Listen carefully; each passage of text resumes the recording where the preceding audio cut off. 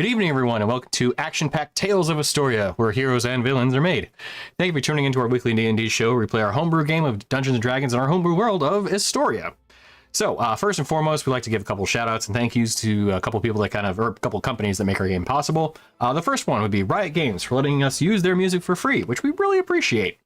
If you're interested in how we're able to do that, in our About Us section on both YouTube and Twitch, you'll see some kind of legal jargon in there and a couple links that basically just explains how we're able to do this for free. And if you're interested in basically doing it yourself, you can follow those steps along for yourself.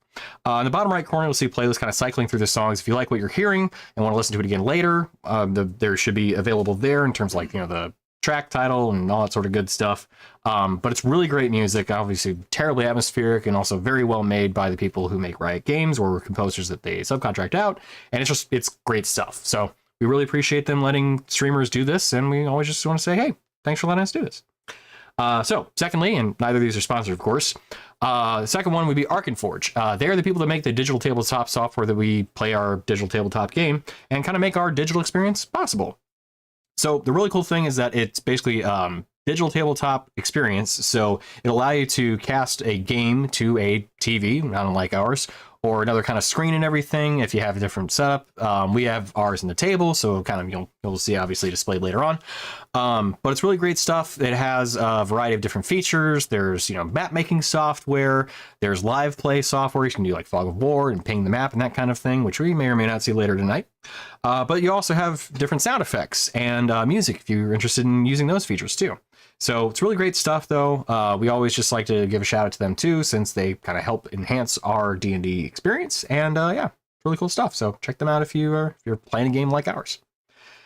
So that said, go out to the tables as we have all that aside. Hello. So we have 2 in person and then 2 remote. Maybe 3. Yeah, we'll see. But yeah, Fat and M, you want to sound off? Hopefully you're coming in clear. Coming in hot. Hello. Okay, mic looks good. So many plans. As we continue our game, I just realized I need to update the maps again. So we'll do, or not the maps, the character portraits, as you guys leveled up last game. So tell you what though, let's get into the recap. Who wants to share what happened last game? I honestly have no idea. I don't remember at all. Me neither, but I do remember. We had a bit of a blue ball fight. Yeah. With Millicent and then that was still last session. That was last session, yeah. Oh, I thought we had one since then. Nope. And They did respond on that Facebook post. Sorry, I went bad. With that conundrum, I did put it out into that Facebook group just out of curiosity, and it took them over a week to respond. The Hive Mind, yeah. Mm-hmm. I don't know if it was that one, but they're basically like... Well, no, I'm just saying, like... Oh, yeah. It's ultimately Hive Mind. And they're basically like, yeah, that's what it is, so they're there unless they can get themselves out. Yeah. Like, okay. Yeah.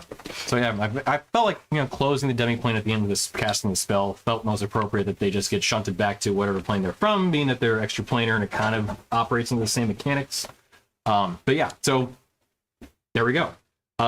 Millicent and the fight you guys were having, Itosh was also there present and everything, and had enough damage dealt to him that he got his ass sent back to wherever he's from, which, hey, possible outcome, not necessarily the end of the dealings with you and him, of course, but that was another problem that would be covered another day, as Millicent was still present, and with her being the only one there, she decided to, let's say, get up close and personal with one of your party members in particular, Rainier being that person.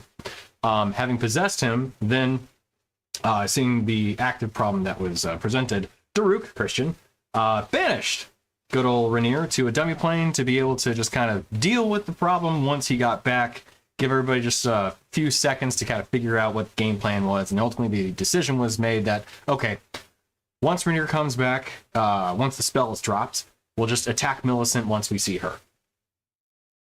But unfortunately, in that amount of time, Millicent, having possessed Rainier and then releasing the possession since he was sent to the demi-plane with him, decided, well, it's just him and me in here, and he can't do anything, so I'm just going to kill him. Which worked. as she unleashed an onslaught against him, unable to truly defend himself. It was unfortunately a little one-sided. But then once the spell was done, as we reviewed the details of it, it was kind of a bit of a conundrum, as Lambert just mentioned.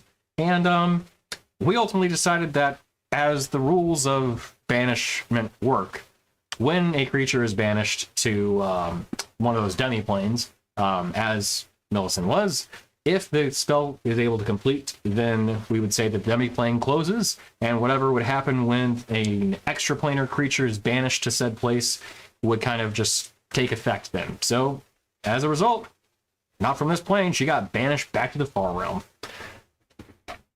And that's kind of where we just left it, because there wasn't really much to do at that point, with the exception, of course, the Ebon Glacier started collapsing immediately without the presence of its ruler over that area. So everyone decided, okay, time to GTFO. And you guys ported back to your home in Iniktal, where you guys kind of had a very much needed and very well earned long rest, at which point you leveled up. So you're all 19 now. I will update your character sheets before the next game for sure. If you have leveled up your characters. If you haven't, I'll see that in D&D Beyond, but you may want to give me a heads up if you're planning on doing that before next session, just so I can make sure I got stuff done. But that all said, you had a long rest, you're able to sleep and recover. A very arduous journey through the Ebon Glacier, and dealing with Golvadir's former and very evil patron. So, Just misunderstood.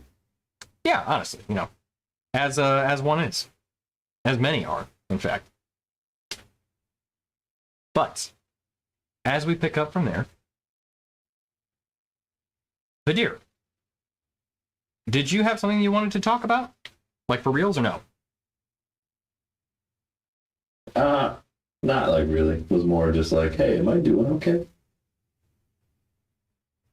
Okay. So, can you describe your kind of mental state before going to bed and resting and finding rest that evening? Blue balls. I'd say probably a bit disappointed, a bit not happy, but relieved, yes, but also a bit dreading the return. Happy that didn't have to kill her.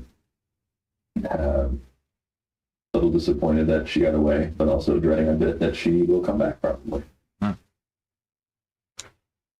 Well, as those thoughts kind of roll through your mind, that night, as you rest, your eyes open up and you find yourself once again on those sunny shores of that kind of tropical paradise in what may be the beyond. You feel the waves kind of splash against your feet, and as you do, you are jostled awake, but you see and feel the warmth of the sun just shining over you. And once again, it's that kind of idyllic experience, that just place where you feel both safe and at home.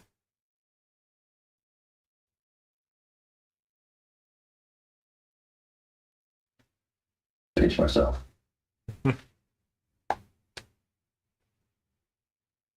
Yeah, you got a pinch. You feel it.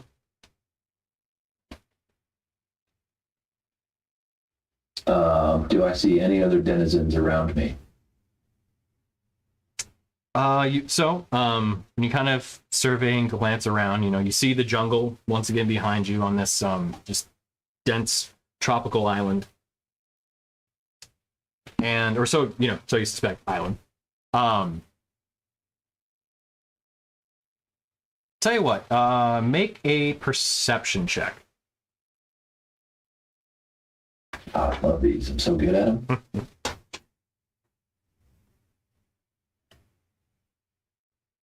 10.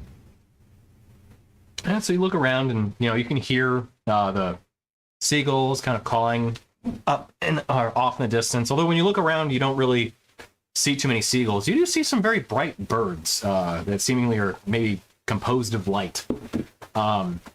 But as you kind of look around, you hear the rustling of the leaves. You don't see anyone, not immediately.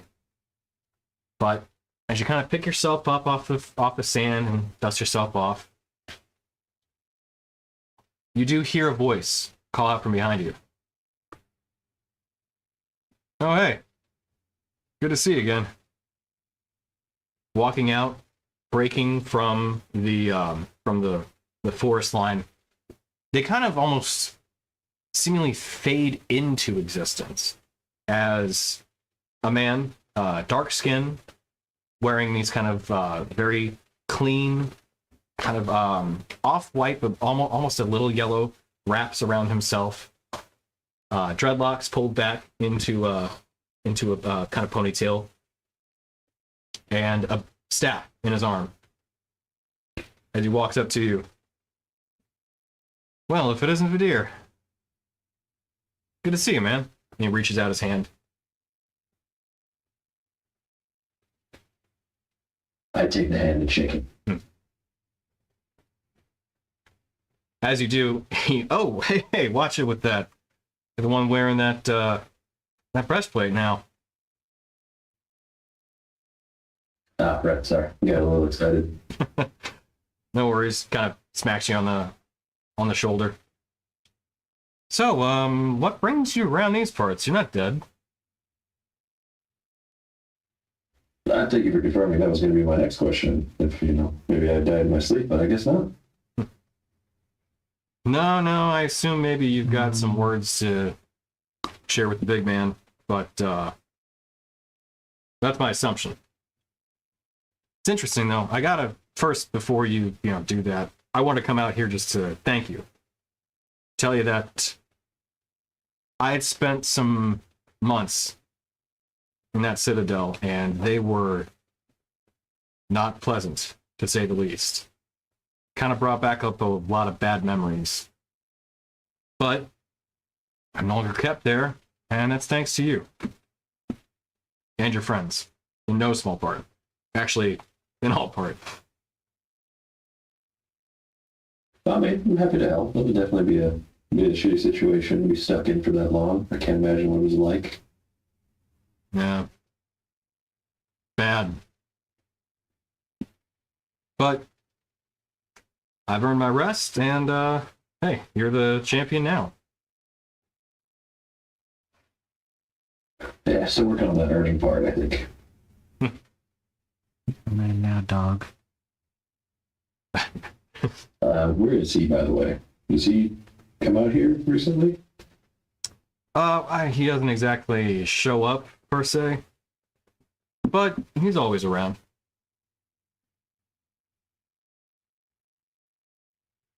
Gotcha. I don't know, just probably, if I'm not dead, then my assumption would be the conflict in my head. Here. I don't know how that works, actually. But it's kind of cool. Nice and relaxing here, at least. Yeah. Kind of a respite. It helps you just kind of reseat yourself. There's a lot of times when there was stuff during my days that was just hard to deal with, and on occasion, when I would dream, I'd come here. Not intentionally. It's almost like he brought me here when I needed it most.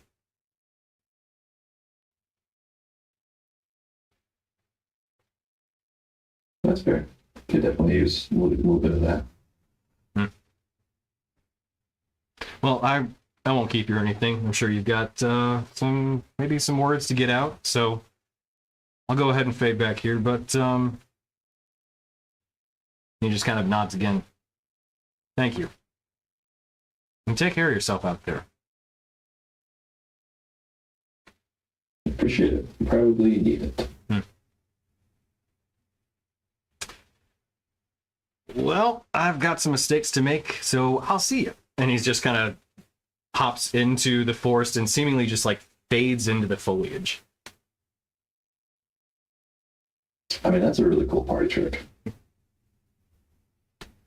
As you can hear, the voice kind of not exactly sourced, kind of sourceless, just call out, "You may learn it eventually."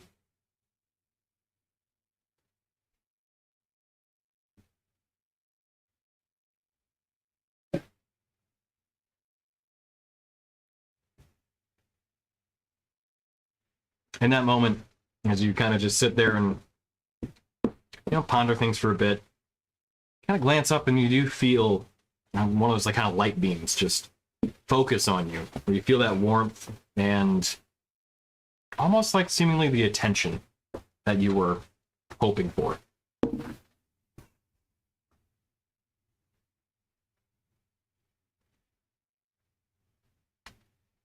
Probably bask in it a little bit and then think about what I was thinking about with the worries and maybe guilt about feeling relief, that kind of stuff. As you kind of Sorry, I won't say anything out loud though. Gotcha. As you kind of pause there and sit with your thoughts,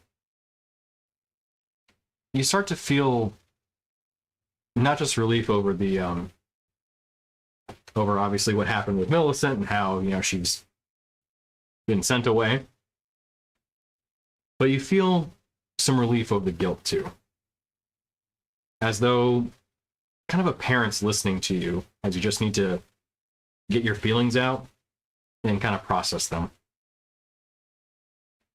But as a little bit of time fades and either the calming presence of the sun, the lapping waves against the shore, the occasional caw of some sort of celestial seagull,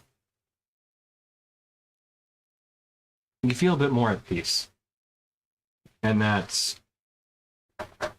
as though somebody was almost telling you that the events that took place had to in the manner that they did.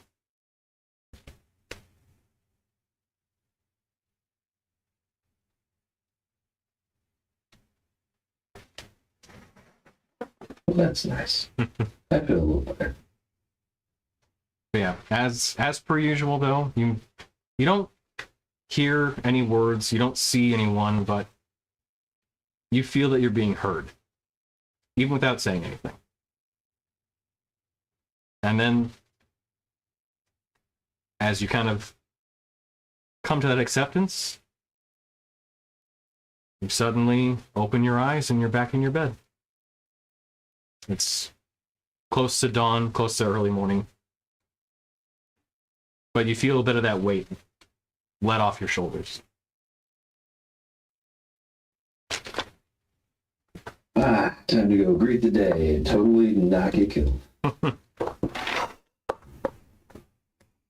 right, so everyone else wakes up the next day too. The day is yours. What do you guys want to do?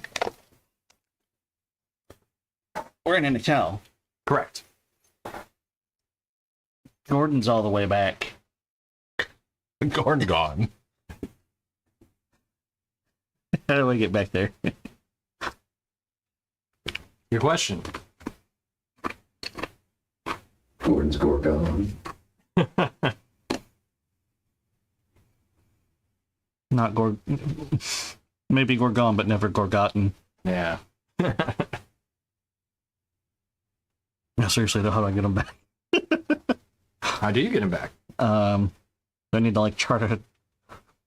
Do I need to chart a ship? You could. That's one way, yeah, for sure.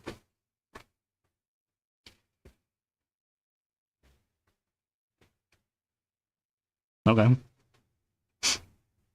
Does anybody else, potentially with some magical means of closing distances rapidly, have some ideas? To get this? No. What? Well, you don't have the means of closing distances rapidly. I mean, Well, in the grand, in the big sense. go ahead and come over here and say that. Speaking of fly, can you summon him to you? Is this a Homeward Bound? Yeah. I have teleportation circle, but I don't know any on that island.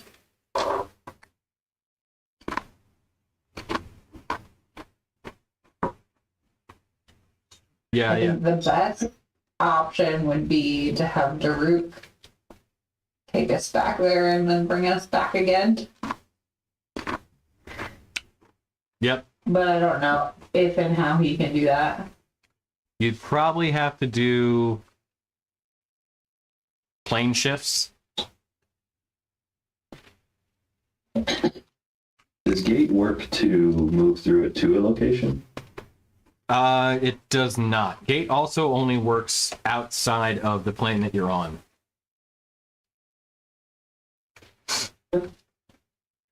So we potentially run the risk of advancing the timeline by months again.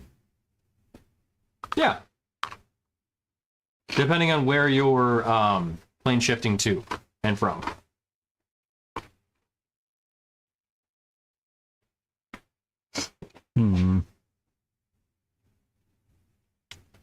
Or there is another option. All right, we'll just make this easy. Izzy will open a plant portal. Other thing she can do. Yep, travel through plants, I think, or travel plants. Hang on, I forgot the full name. Plant travel. The traveling plants. Yep, Sisterhood of the Traveling Plants. Tree something travel. Hang on. The world roots from Warhammer. Yeah.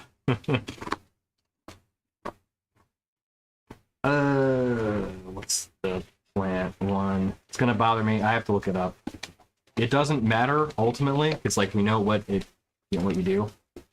Tree. Hang on. Plants. How about that? Spells. What did you do? All right. Nope. Transport via plants. That's the name.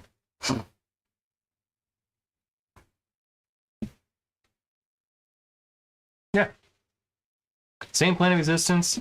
Large or larger inanimate plant within range and another plant at any distance. You have to have seen or touched the destination plant at least once before, which there were trees within that canyon. Did she touch them? She saw them. So that's how you get Gordon back. All right, cool. Sorry, Gordon. Gordon the Gordon. Mm-hmm. He's not a Gorgon, though. He was a Gorgon. He was. Now he's the... Oh my god, what do we call him? It was a pun. Lightning Bolt. That was it. Thank you. So, there you go. We'll just make that easy.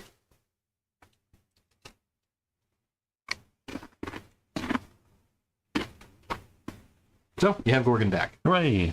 Yeah. Is he just, oh yeah, hanging out with my dad. Just, trying to piece together his mind. Not busy at all.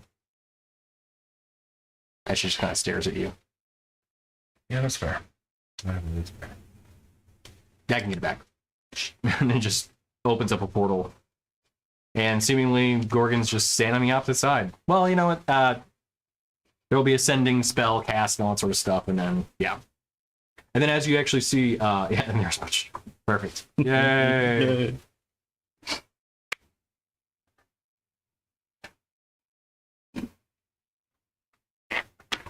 All right, so that's one thing done. Checked off the list. What's next? The day is yours. You guys got plenty of time to do the things.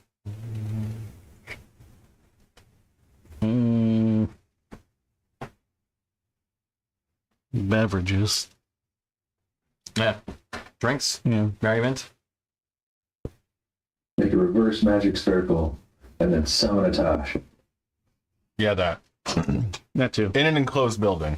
You want to gate him. Every morning, we gate a Tosh. Wake up, Tosh. It's time for your ass beaten. Yeah. You You're not even trying to capture him at this point. You're just killing him to send him back to the elements of plane of fire to reform to do it again the next however many days. Until he gets in the flask.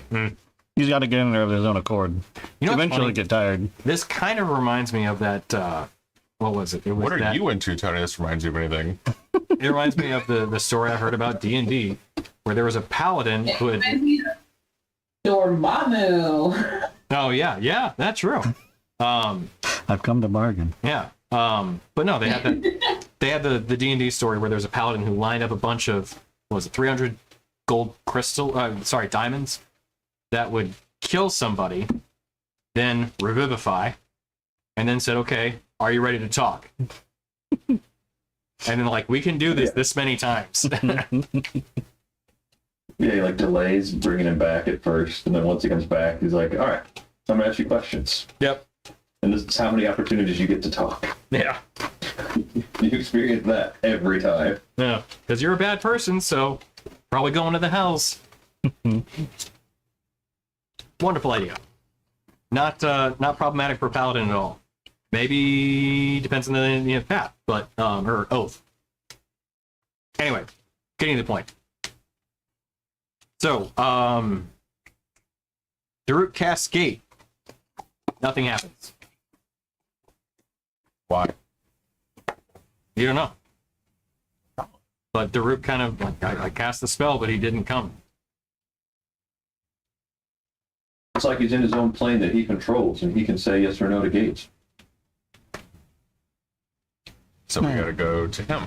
Maybe.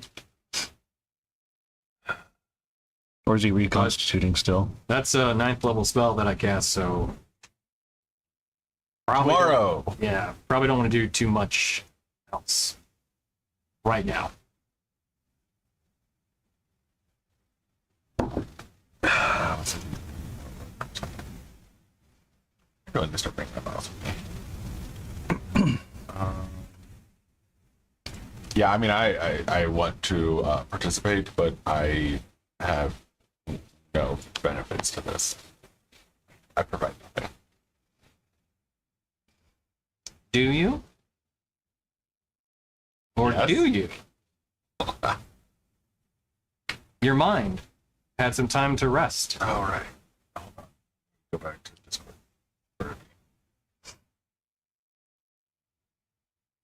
Imagine the, oh, right. Hit us with that spooky stuff.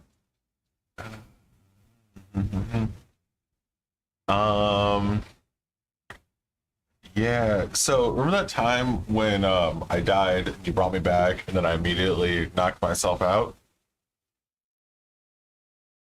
Vaguely. Okay.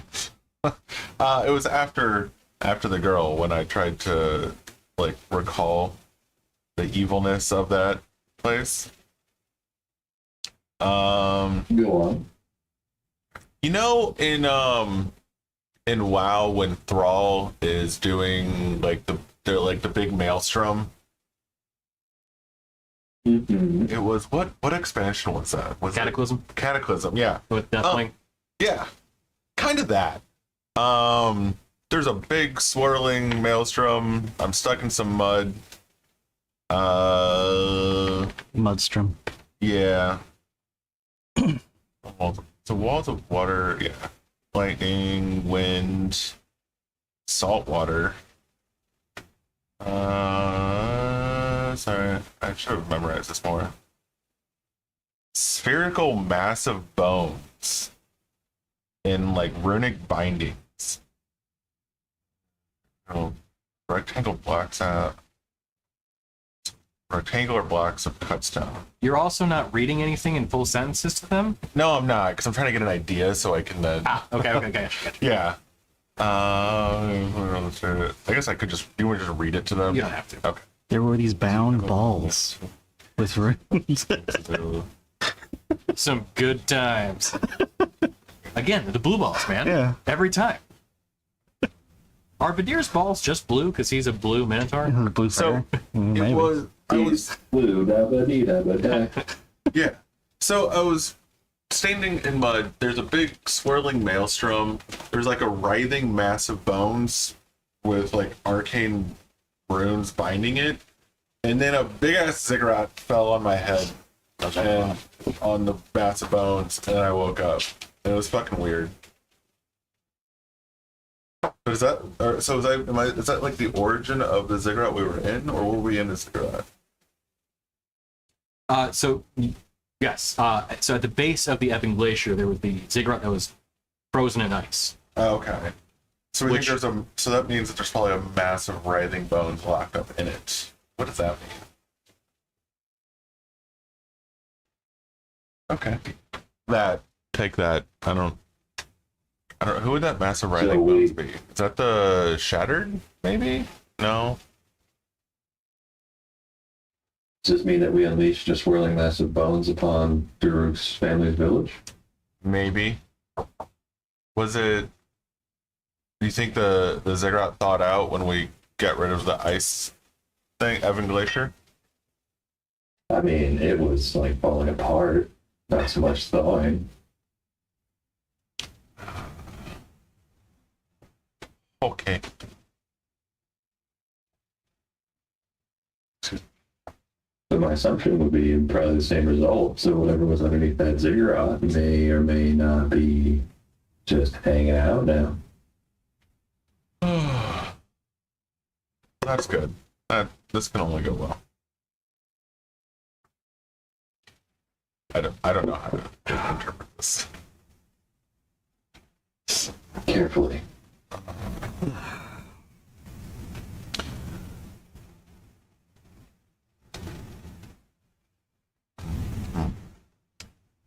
So, okay. Make an intelligence check for me. And then you may... Hey, thanks, Frank. He subbed again. Frank is a sub. So... well, it's fun to say that stuff about Frank. He gets it. And he would get it. Yeah, he's a sub. Exactly. He said intelligence? Yes. 12. 12, okay. Did you see inside the ziggurat? Can you recall that? No. When you were drifting down? You can see...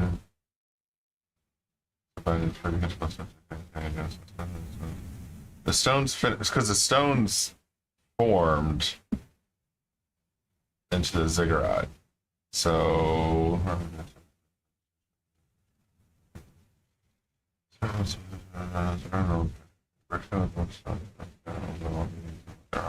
yeah, they assembled around the sphere. So that's the only thing that I know. It's just in there. Go ahead and read it off.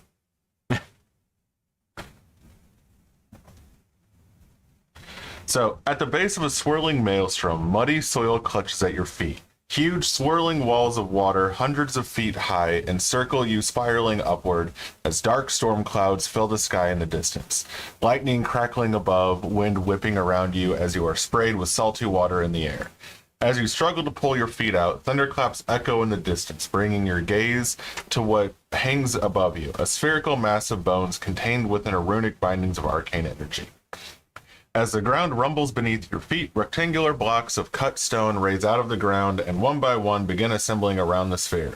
As you have a moment to look, you can see the bones shifting as though they have a will of their own and begin pushing against the bindings. Before you can tell if this entrance is gaining any ground against its confinement, the stones finish forming a ziggurat hovering up in the air above you, slowly rotating before it suddenly drops on you.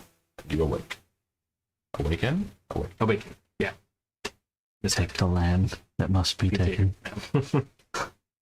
Mm-hmm. That's ancient past. Ancient. So, I mean, it formed around it, and it was trying to break free.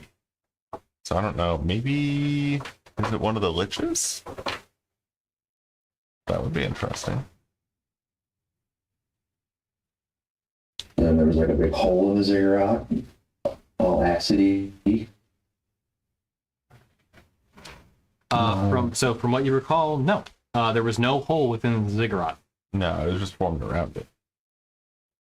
I mean, there was that circle we could look down into it, and it was like hollowed out and filled with like acidy bone stuff. Was it the same ziggurat? So you're speaking from what you saw. Yes. Indeed. Correct. So the hole was like this molten hole that basically something had like melted through the ziggurat to expose what was inside. And that's the thing. I don't remember if Rainier actually looked inside the ziggurat or not. That sounds like something I would not have done. Yeah. Can't But recall. The deer will major illusion what he saw or Rainier. That's interesting. Okay. So another intelligence check for me, please. With advantage. 12. Well, okay. Add a D4.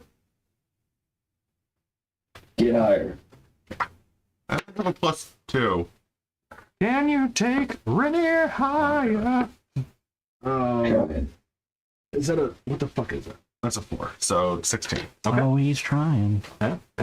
So, when you look at the recreation that Vidir has created for you, the illusion that Vidir has created for you, when you look at the kind of massive bones that were in the base of the ziggurat, with inside, there are significantly fewer. Like the amount of bones that you saw dangling above your head, contained within those arcane bindings, exceeds far the amount that you see depicted within this illustration. Neat. So they're escaping.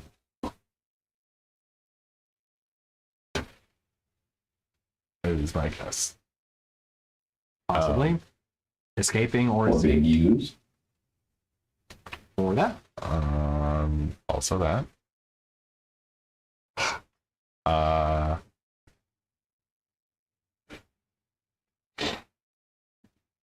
That's unfortunate. I mean, I don't understand, because we don't really know what the ziggurat is or what it's in relation to. So I don't know in what way it's. I don't mean it's not I don't know how it's relevant. A resident note taker may have more information on it.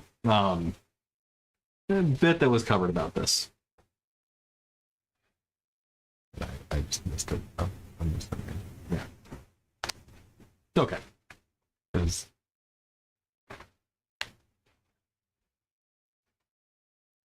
I don't know. What are we looking at? I'm sorry, I went to the bathroom. Oh, yeah, no worries. So the thing trying to be pieced together is this ziggurat that Rainier had a vision of. Something in the ancient past that was contained within, that had a huge amount of bones contained within. What the relevance of those bones are. And what the relevance of the ziggurat is.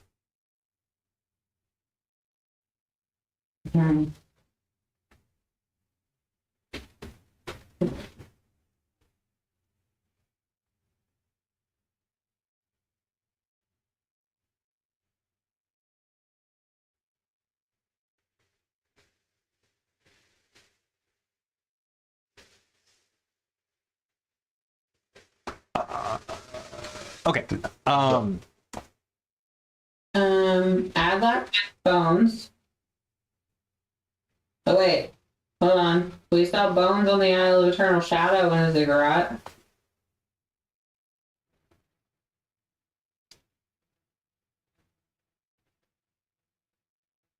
The two main instances of bones that I have. That's true.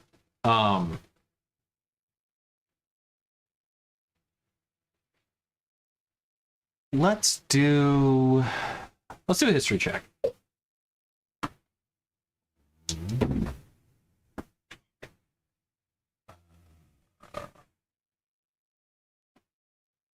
$14. My intelligence is not good for this. Or is that wisdom? History is It's intelligence. Yeah. yeah. Oh, because I'm not proficient. Yeah. Oh, wait, hold on. Bug told us about their run-in with the Cult of the Shattered, adventuring within the Forlorn Isles, where they encountered a piece of the Shattered, a big brain, and defeated it along with the cultists that were there, and the piece was then recontained in the ziggurat. Is that it?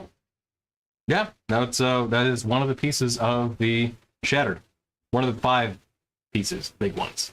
Oh, the whatchamacallit is the massive bones. So they're okay. Sorry, go ahead, Ren. It's the shattered skeleton. I was gonna say, I think the ziggurat is where the piece of the Shattered was contained. Bug and them managed to put it back in there, so if it's not in there, that's not good.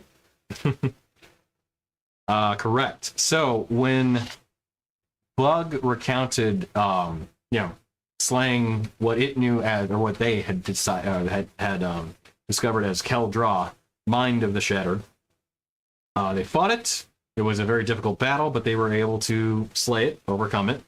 And when they had, its body basically kind of like, or the mind kind of slumped back into the ziggurat after they basically just pushed what would be the equivalent of kind of like an elder brain for, mind flayers and stuff, back into the ziggurat. And they resealed it. Now that was on the Forlorn Isles though. So this one is a different location and full of bones instead of brain matter. That said, they also had slain the brain and had described it as this oppressive, angry essence that literally screamed with rage endlessly, almost emitting like this red light. And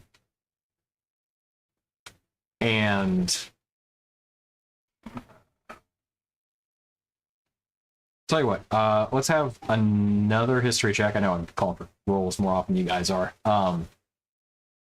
Trying to this is over the course of a multi-year campaign, so I want to kind of generate that, get the gears turning.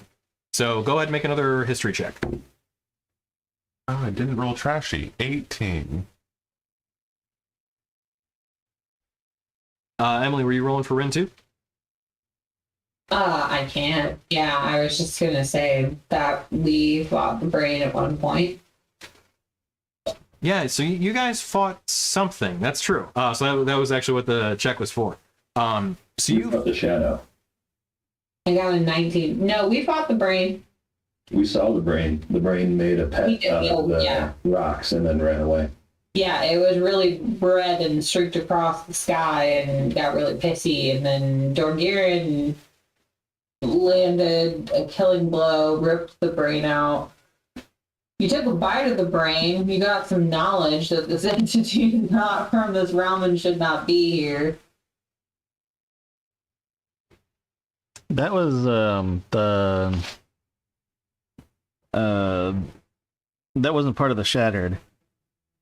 That was just it was an abomination from the Astral Sea that had attacked Luciana.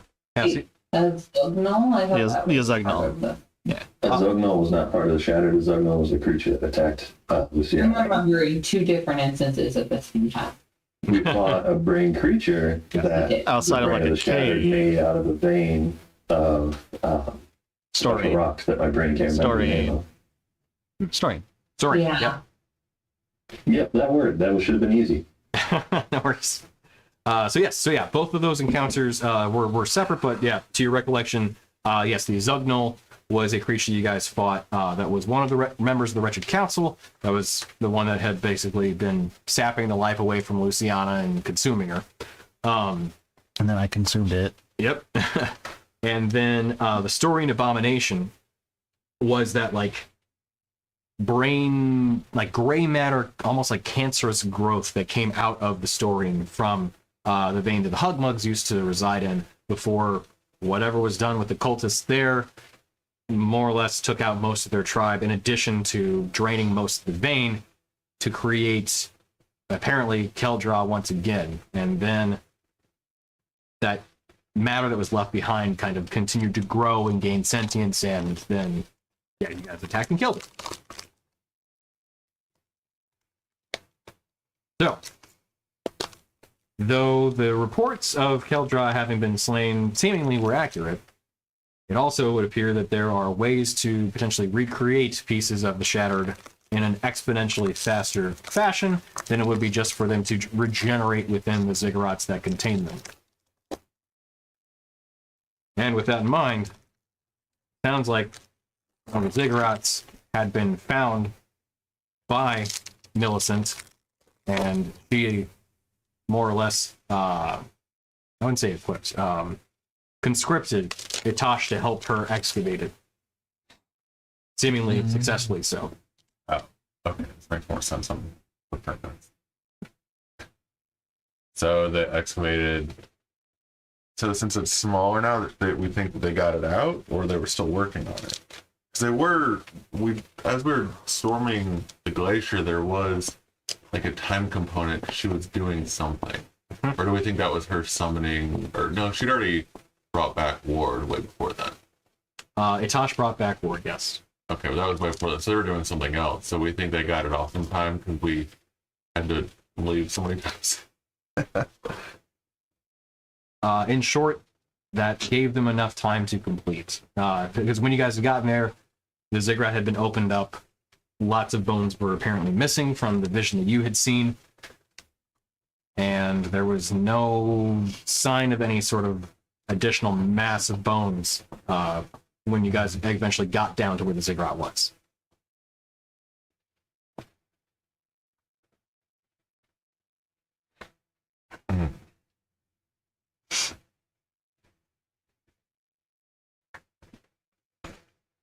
So we think, is there any reason to go back to it? Back to what? What's done is done. Ziggurat. Good thing, no. Well, as far as you can guess right now, the ziggurat's probably covered in either thousands of pounds of ice or being completely overfilled with water. One of the two, depending on how quickly the ice melts from the Ebon Glacier that reside on top of it. So, no. Probably not.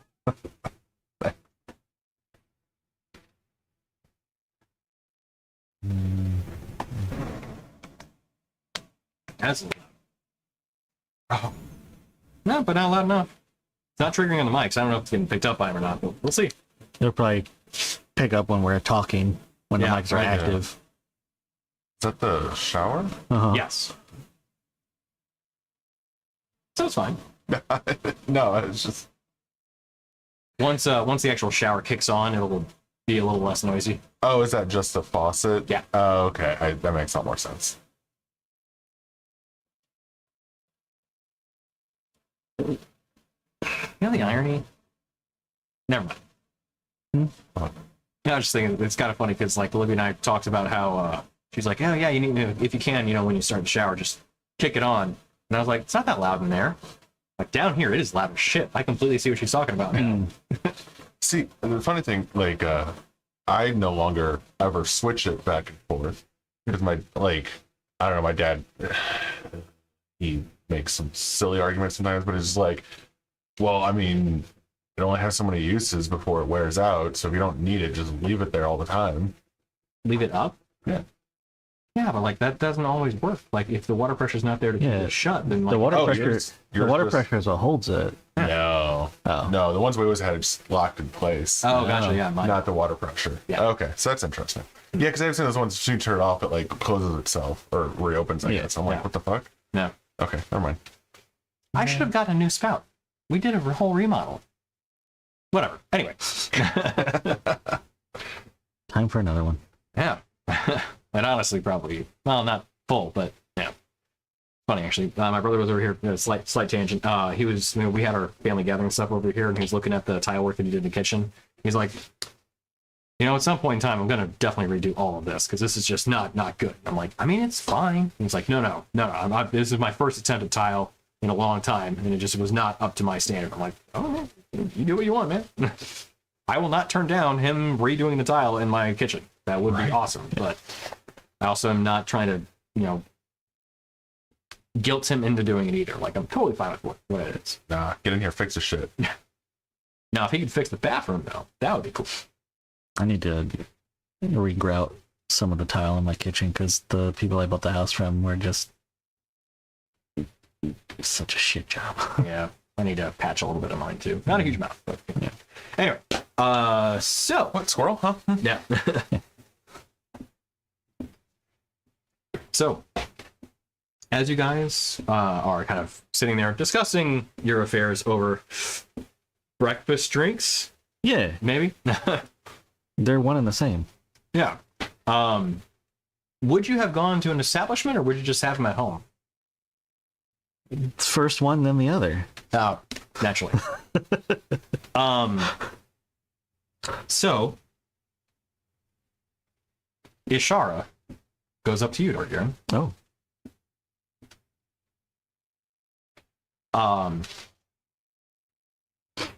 She kind of approaches you slightly in a not coy manner, but in a little bit more shy than how you know her. She's very, kind of outward-going, almost kind of bubbly, but very enthusiastic, usually. But she goes up to you in a kind of a more kind of reserved manner. She's like, "Hey, Dorgiran, what's your knowledge on your patron, Luciana?" I don't know exactly how you refer to her. oh, yeah. Patron's fine. Yeah,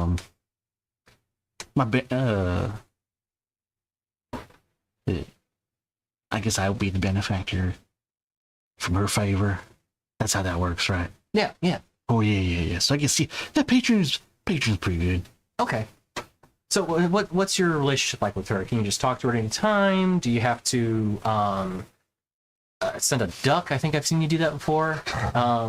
Yeah, sometimes I just like shotgun a duck. Yeah. Just, ooh, And it makes it. I don't know. Okay. I have a bit of an interesting proposition question. I need to. Okay, so the last time you guys went up there was like a time dilation thing, right? Yeah. Okay. I need to take advantage of that. Okay. I need to go away for a few months. Okay. And I need to do so in a safe manner. So I know you guys are having some trouble, so I don't want to be gone for too long. So that's why I was thinking maybe if I could do that in a certain way that like the time works faster. We can try. We'll wait for the night when the moon is at its highest. When it's, and then we'll see if we can't reach her that way. If that doesn't work, then we can always, I don't know how well you are for travel.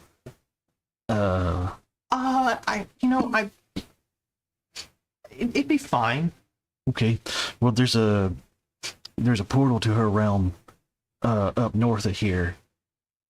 Oh, right. Yeah. We could go there and then go through.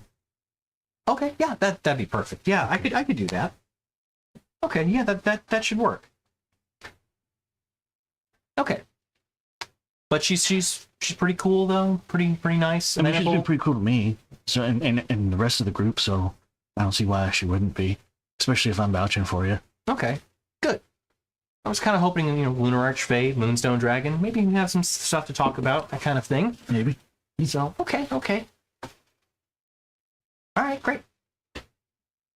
Thank you. Oh yeah, no problem. You're not gonna ask why? I assume it has something to do with her being pregnant. So I know you know that.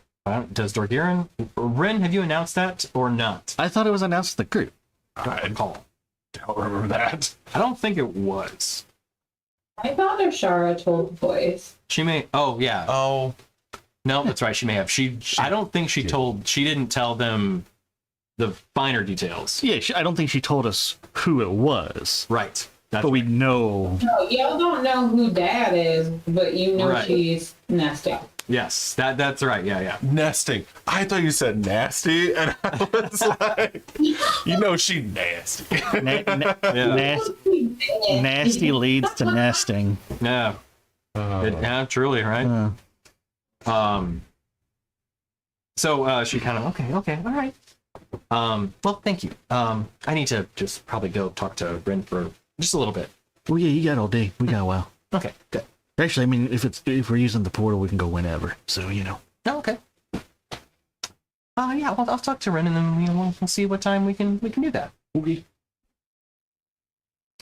So skip right to it. Rin, Ashara kind of seeks you out, finds you, and then asks to kind of pull you aside. Hey, little mama. Hey. So. How's it go?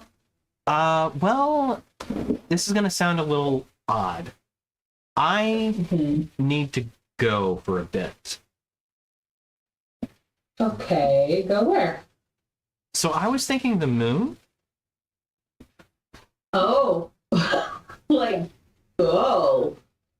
Yeah. See, the thing is, I know that there's a lot of, quite frankly, things happening right now, kind of in the works.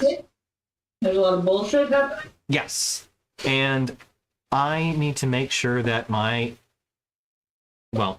our egg, our child, is safe. So I was thinking maybe if Luciana is okay with it, I spend some time there, hopefully not to lose any time here, and then I can have my egg, and then be available if anything came up. Okay. What does Porfer think about that? I haven't talked to him about it. I want to see if I can first kind of pull this off, and then if so, I want to talk to him about and I mean no offense by this, having the egg with him so that he can keep it safe. Yeah. Where are you going to be? I don't know. The thing is I worry about you, and I don't want me to have some sort of ability to help, not follow through with you, something happened to you, and then ultimately something happened to me. She kind of holds your stomach, or them. Yeah. I mean, my priority is you and egg. So, whatever you think is best to keep egg safe. But just know that, egg's number one, and you gotta do what you gotta do to protect egg. I know that you want to help if you can, but I don't want you to put yourself in a position where you can't be there for egg. Okay, I get that. I'm not saying that you can't still do this, but I want you to know that that's where my priorities are. Thank you. I just want to be sure that if I have the ability to help, I do. Because if we're talking about something being, potentially world-ending, and I don't do something when I can. Yeah. I mean, that would also mess up stuff for egg, so I get it. Okay. Well, I'll name wise, you know, I know you got some time, but like, I can only call her or him Egg for so long. Maybe that's what their name's going to be. Just Egg. I think we could put an Egg. I know, I'm only kidding. I was thinking there was a person I once knew called Egg Helms. Oh, Yeah, everyone thought his name was Ed, but it's actually Egg. huh. Sounds like an interesting fellow. He's very funny. I mean, you know, I would encourage you to explore your options. Definitely talk it over with Porfer. Make sure that he feels good about it. How did that go, by the way? The last time I talked to him, he was in shock. Yeah, actually, could you kind of help me with that? Define help. I can't. I'm I can't cast sending, so I need. Oh. Yeah, I need him to reach out to me. We've Yeah, always talked, but and you've been able to reach out to me, and he did last time too, because it just yeah. So if you could just start that, that would help me. okay. Yeah, I can do that. Okay, great. Yeah. Yeah, totally. Yeah, great. Yeah. And she just kind of looks at you like now. Rin's like kind of uncomfortable, but she's like, I can tell him to call you for sure. I can't play parental counselor. Oh, and she's like, no. Just yeah, have him call me. That's all I need. Okay, that I can do. Okay, good. Thank you. Yeah, please. I wasn't asking you to like sort out our, plans with our egg. Nope, that's fair. I appreciate that. That makes way more sense. I was just like, I don't know.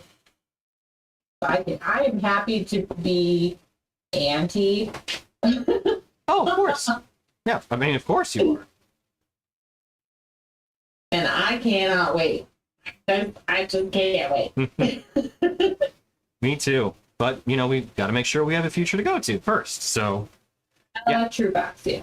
Yeah. Okay. Well, I will tell him to call you. Okay, great. Thank you. How are you doing, by the way? Yeah. We haven't talked in, like, a little bit. I mean, the glacier sounded hard. Yeah. The world might end. The glacier was hard. Glaciers are hard because they're ice. We all almost died several times over the past year. And, it's a lot. Well, hopefully, this will soon be the end of a lot, and then just be smooth sailing for a little bit. Seems like everything's kind of been building up to this. I hope so. I hope things settle down. Everyone kind of deserves it. Worked really hard, and I just hope everybody makes it through. Like, I don't know. We're big, Yeah. Soon to have more. Yeah. All right. Well, I'll just wait here. If you can send that now, that would just help kind of speed this whole thing up. And Yeah. it's not too much. No, of course. Yeah. I will have him call you. Okay, great. Thank you. I will cast sending to Corker. Okay. Hey, Corker. Hope I'm bothering you. It's Rin, by the way. I am reaching out for Ishara, who, while very beautifully powerful, does not have the ability to send messages over great distance, which is strange. Can you call her? So you get a message back. Oh, hey, Ren. Yeah, no problem. By the way, there's a guy looking for you. His name's Peter Trollop. He should be probably trying to find you now. Are you back in Iniktal? Oh my god!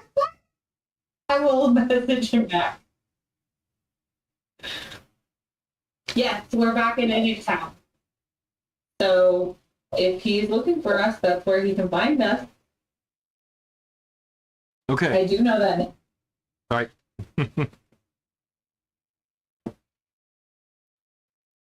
What was that last part? Sorry. Oh, I said I do know the name. Yeah. So. He, replies back. Good. He was reaching out to me earlier. I think he should be just waiting there. So I'll send him a message and just let him know to look for you.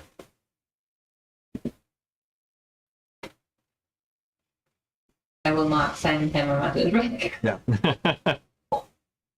Peter Trollop was the dwarf that wasn't a dwarf, right? Yeah. Peter Trollop used to be a member of The Wretched Council. When we met him, he was The- disguised as a dwarf. Yeah, Yeah, okay. that's the one. So, where is everybody in the next course of an hour within Iniktal? So, still, before noon, late morning-ish. Having a day date. Catching up the smoking running? For sure. Seems like a logical thing to do. Good news, July. Tony, I just want to say you missed a couple of egg-based puns for a name. You knew a guy named Egg. His last name was Benedict. Yeah. Or I knew an Egg. He was a poacher. Oh, those are both good. Yeah. Yeah, damn. Yeah. I went with the Anti-Donna reference of Egg Helms, Mm. which was Ed Helms saying that his name is Egg. Mm. Fantastic little odd skip, but anyway. All right. So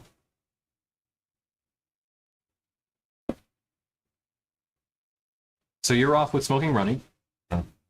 Day date. Does Why does anybody? this sound like a trap? I'm just asking where everybody's at. Okay, so where's everybody else?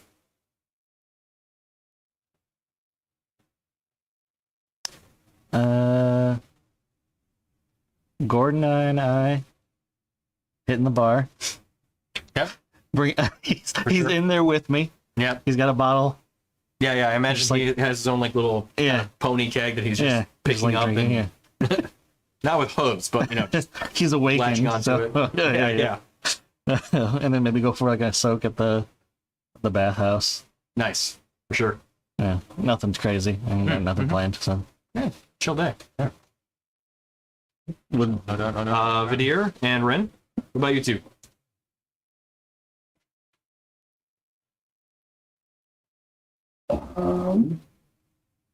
We try to help someone. With my great strength of feet. Feet of strength.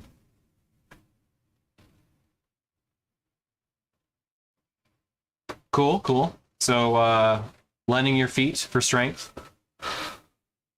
Yes. Dang, those some sweet feet. Mm-hmm. I read too much Dungeon Crawler Carl. Really got to hoof it to you.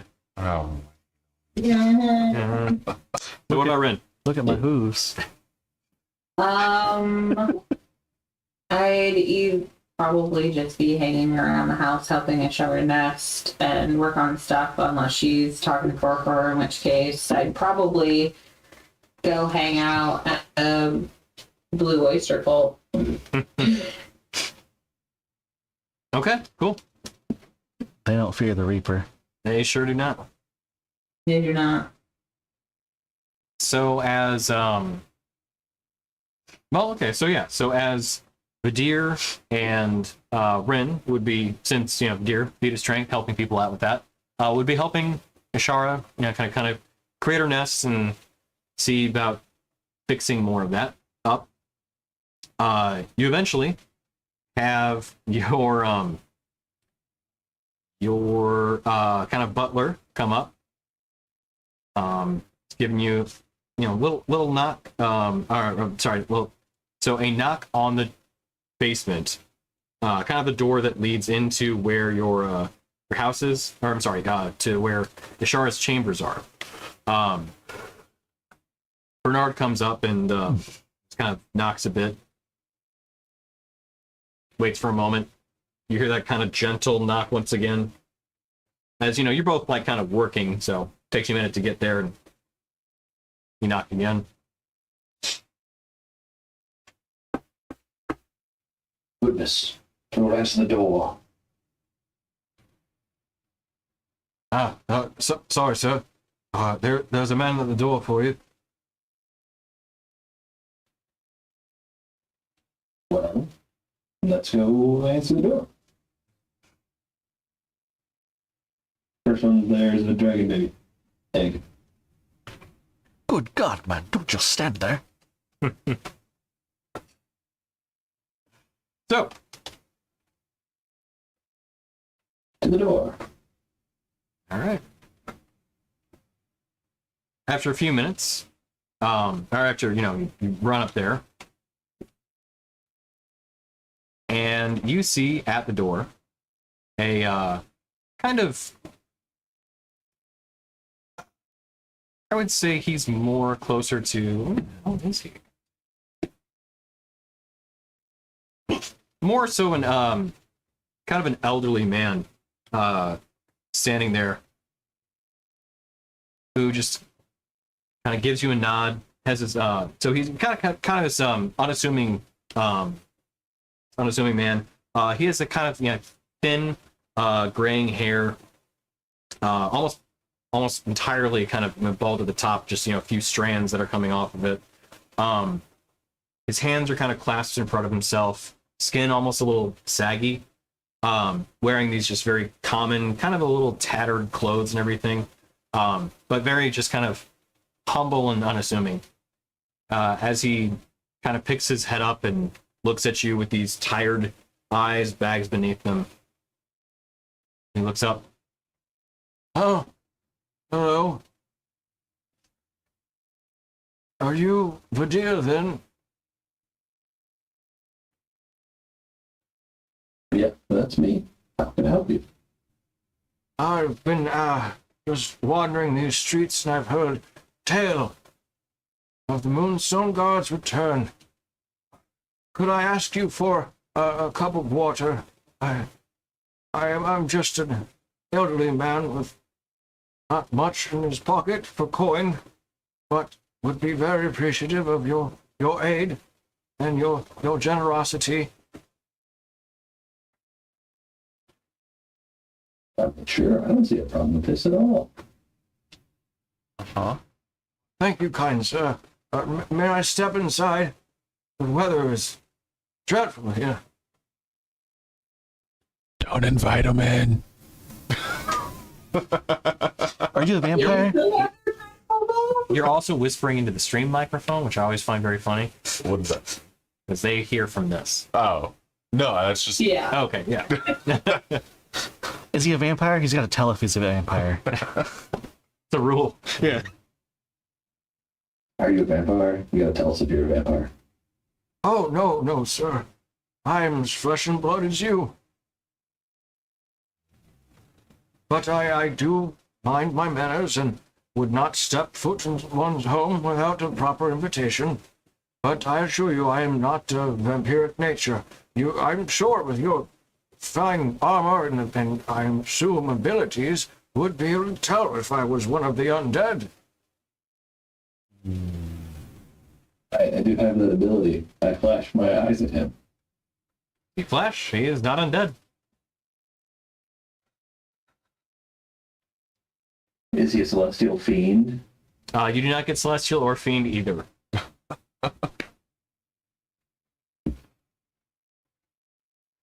Has Rin made it to the door yet? Yeah.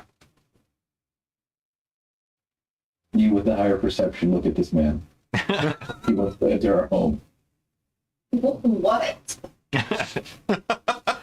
Look at this old, kindly man. Tell me that he's not evil. What? I just imagine like Vadir practically shoving her forward.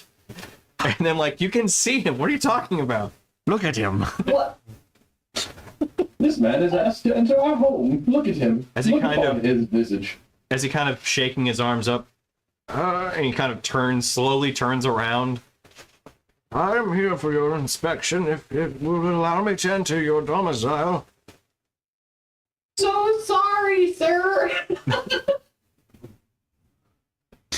What do you feel like a bit here? Do I notice anything weird about this thing? Make a perception check. Don't mess it up. 24? 24. No, I mean, he's a haggardly old man. You don't see anything weird about him at all. I knew it. He's evil. What's the weather like outside? It's bright sun, so early morning. The I mean, desert. it is the desert, so it can be a little rough. Okay. What are you doing to this poor old man? People don't normally come to our house. It's a little odd, but if he passes mean- inspection, then I guess we can allow him inside. Oh, you're inviting him in? What? Are you here to see someone, sir? I was here asking for hopefully just a pence and a glass of water. Oh, you want some water? Yes, it's terribly hot outside, and I've been subject to the elements for days. We're not exactly on the beaten path, are we, Peter? I don't know who that is. My name is Gerald Redfield. I've been here for many years, and I would just like to please step inside from the heat and trouble you for just some water.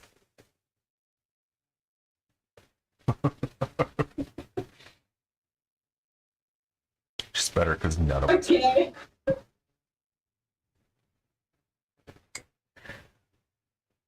Is the butler guy still there with us? Yes, he is. Bernard's still standing there. He's standing like behind you. What's his name? Sorry. Bernard, standing behind you. Oh, Bernard, please go get some water. Right away once, madam. Thank you. Kind of shuffles off. What's the front of our house look like, Tony? Do we have like a porch or anything, or is it just like the door? So it's a door that just basically leads out to the street. There's no porch or anything. You do have kind of like a waiting room, Like an atrium. yeah, atrium antechamber kind of thing. I mean, like, I feel internally, speaking to myself internally, I feel like this is odd now that I'm thinking about it. I'm not just shoved in front of an old man. Because he got up the elevator to this thing. How did you do that? This isn't just like a path. He said he's lived here for many years and yet he's parched, which means he doesn't live here. Wait, do they not allow? Do they not what? allow? Do you have to have a pass to go up the elevator during the day? You do, yeah. You do. Oh, Now there are ways to get around it by basically crossing the desert, but like to get up there, you have to take one of the stone paths. That's not the easiest travel, and then cross the sand dunes. So like it's not an easy place to get to by any means. Pretty sure there's a wall too that I put on the map. we live in a gated community. You do? Yeah. We are the 1%. Detect magic. Okay. So as you cast Detect Magic, you kind of use your action to then give a look-see, and his clothes are quite bright.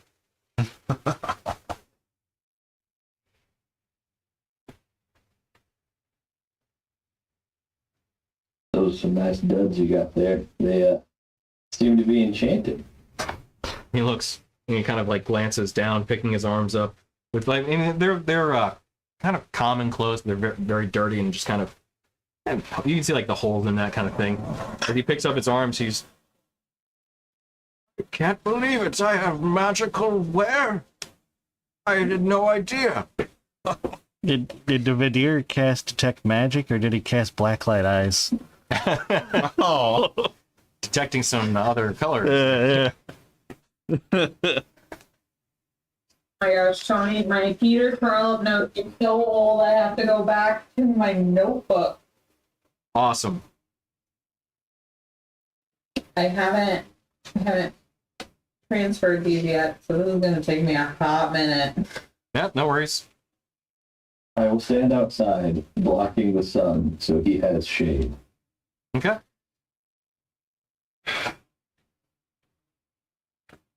So as you do that, he kind of looks towards you. Oh, kind sir, you're too generous. Thank you. I really would prefer to step inside, though. I don't know if I love or hate that I'm not there for this. It's up to you if you want to head on back. Hypothetically. I have no idea, and I'd rather be spending my day with. Running smart. Fucking running. Oh, I'm running it. Your friend. Does she smoke while running? Terrible habit. His lung capacity.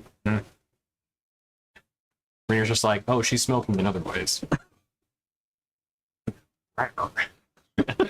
She can smoke. What? Tony, Yep. I wanna poke him. Okay. So, It's even better if he actually is just a random old guy. yeah. I mean, clearly not, but So, all right, so you kind of reach out and, well, we'll say as Vidir's, kind of doing this inspection of his clothing, and he looks down, well, he's partially distracted, you just kind of reach over and poke him. Make a perception check. Okay. Let's say you get him on, like, the arm. Oh, that's some bullshit. It looks like a 19 on the screen, but it says it's a 1, so 16. Okay. Wait, a natural one? Yeah. Okay. I mean, for a perception check doesn't really matter because it's not like an attack. But as you poke him, yeah, I mean he's a man. He just poked in the arm. But you kind of got that like kind of slight squish when you poke his arm that like somebody who's not necessarily a very active individual may have. Like you poke him on like where his muscle would be, but there's it's soft.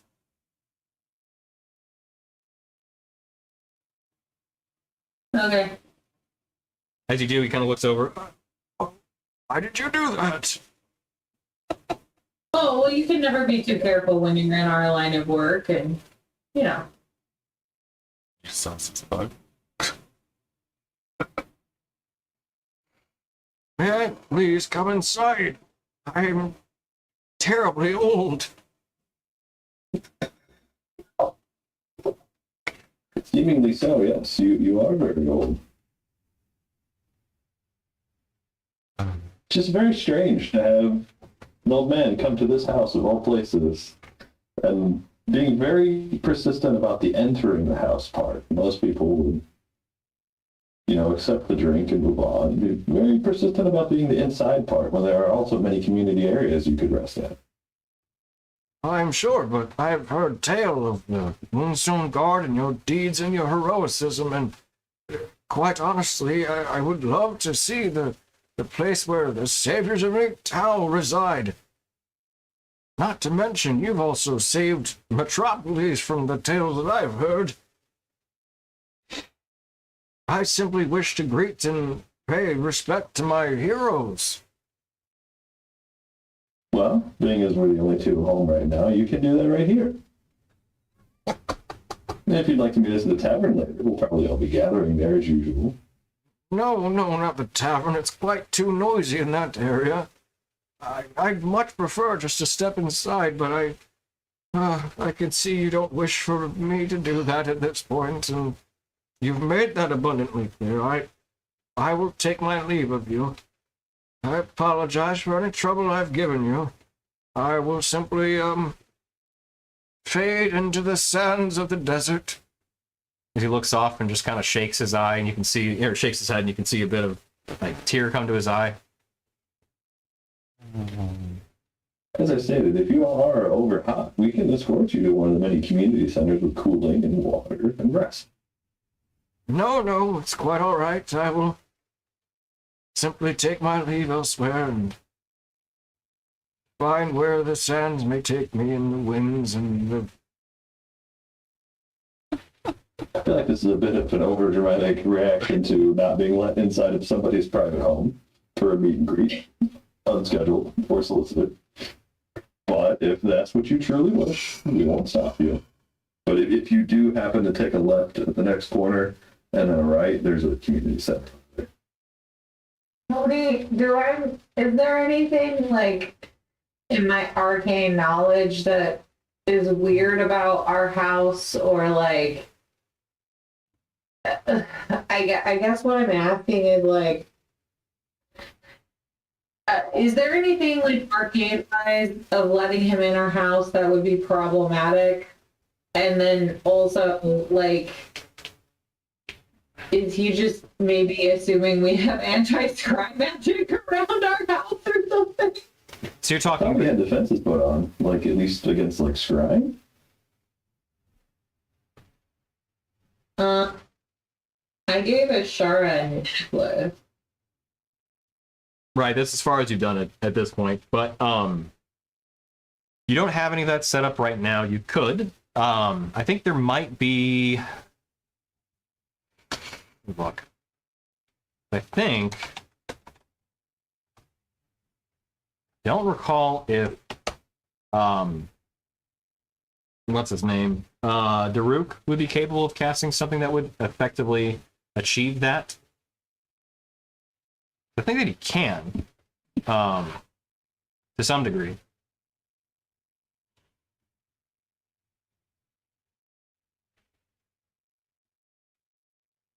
Yes. So he can cast that. So he can effectively cast something like that, something that would achieve that effect. Okay.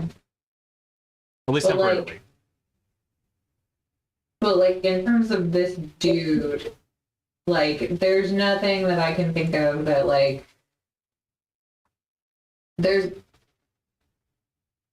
like, is there anything arcane wise where I'd be like, oh, this guy wants in our home because he can then teleport here or something, or like, you know, do I get the impression he's assuming we're warded so he could be safe and speak freely? Like, that's kind of what I'm, like, trying to suss out. Gotcha. So, you know, there are, you know, different kind of creatures that may require an invitation, unlike vampires, into your home before they can enter for whatever supernatural reason that may occur. I mean, granted... If he was under some sort of illusionary magic to change his appearance, his body should glow too. But, Vadir, you know that you only saw his clothing that emitted that magical glow. What school of magic were the clothes? Illusion. But they didn't extend over his, like, physicality.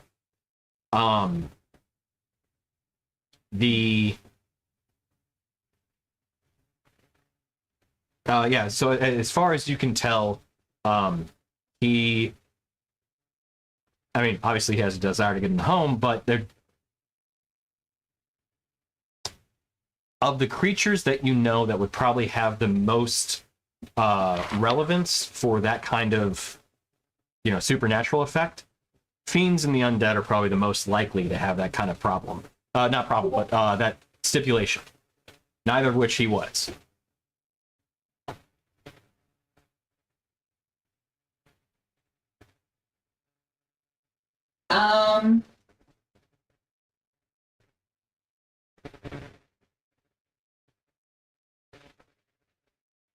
I'm gonna lean up against the door, cross my arms, and say, does the name Varga mean anything to you? You see him pause and think for a moment. Varga, no, I don't believe so. Do I believe it? Only. Make an insight check.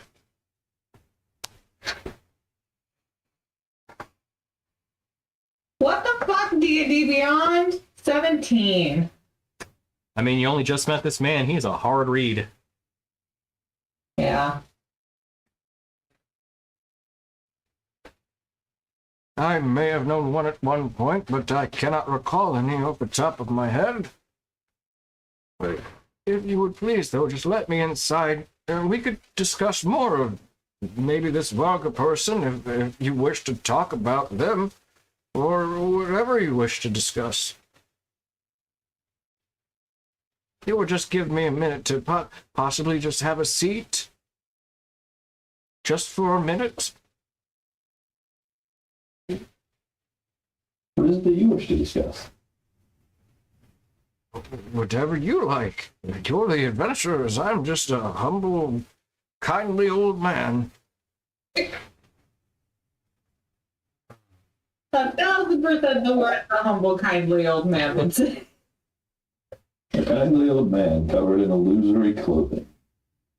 As I said, I Out of the didn't... blue, asking to enter our house. He just kind of leans in again. Please, it would only be for a moment or two. I promise you. That's not helping your case. At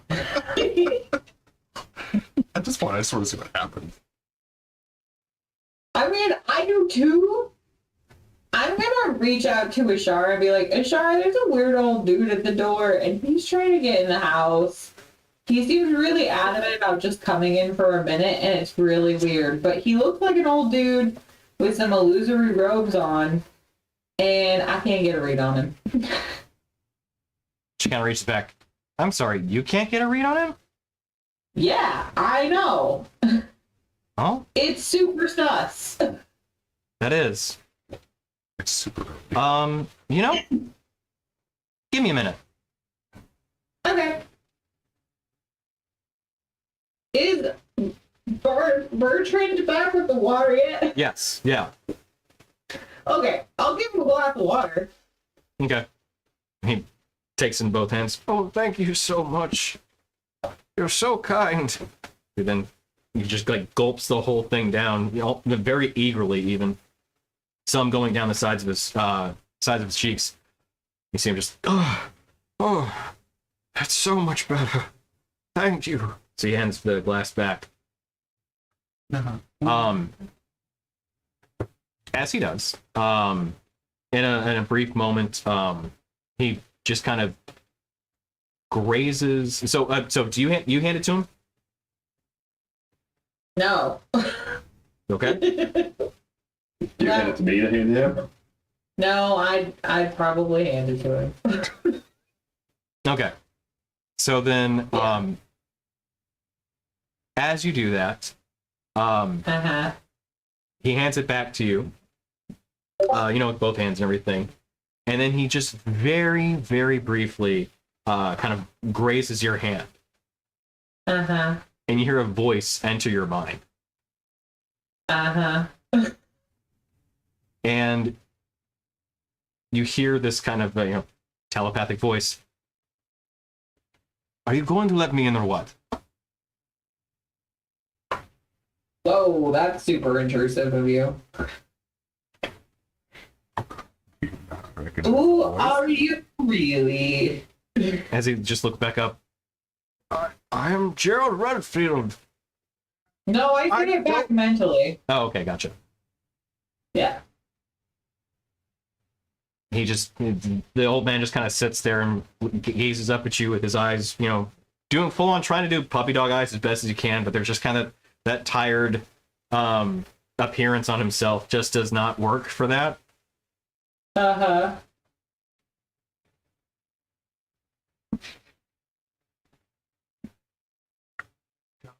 I raise my eyebrow at him. He kind of looks around quizzically. And he turns towards Vidir. Why is she looking at me like that? I mean, I've been kind of looking at you like that, but I know that the whole like the very tall thing and like the snout kind of obscures it, but I can look down. May I please just come inside? Why are you so persistent to enter the house? It's a very sticking thing right now. As you ask him that, Ishara kind of joins you at that point from behind, and she comes up and she just kind of, hey guys, who's this? And she kind of gives him this look and just shrugs at him a little bit. A person that really wants to enter the house, but in such a way that it is suspicious for you to allow them into the house, so we have not done that. We provided shade and water, and still very persistent about the house thing. She kind His of name's Gerald, apparently. looks at him with this almost like distrusting eyes. Kind of glances him up and down.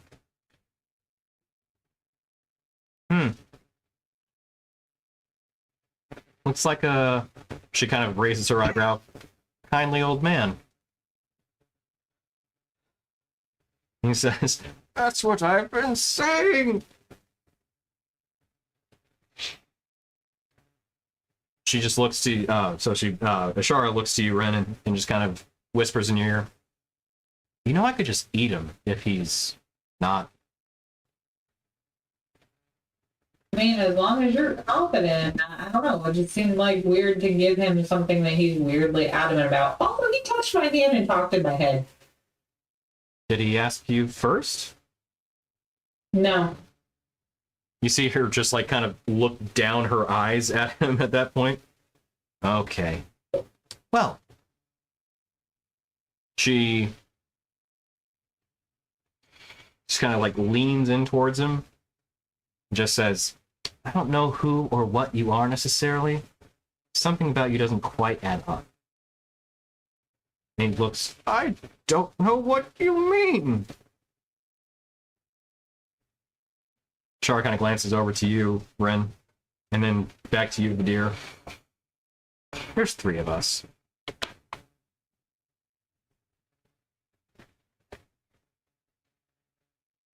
Yeah, let's go back to finishing your area. I'd like to cast detect thoughts, Tony. Okay. So, It's a wisdom thing. okay. So, as you cast detect thoughts, and you go to try to reach into his mind, you've had creatures, that can, like, succeed against you. Uh-huh. But when you try to read Gerald's mind, you feel like you've entered a labyrinth. Oh. Like, you've not just been refused entry, but you've been allowed in and then guided into effectively just endless tunnels. Nothingness. Yeah. Huh.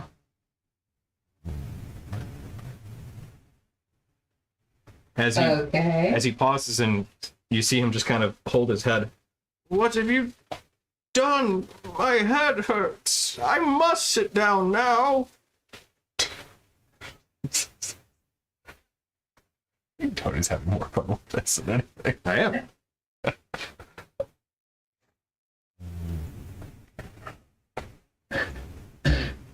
So am I stuck? Or... Oh, no. You're just like, you've not read a mind like his ever. And it is, you feel like it's almost like made to be misleading or have you not find anything you're looking for. Mm-hmm. Okay. I'll pop back out.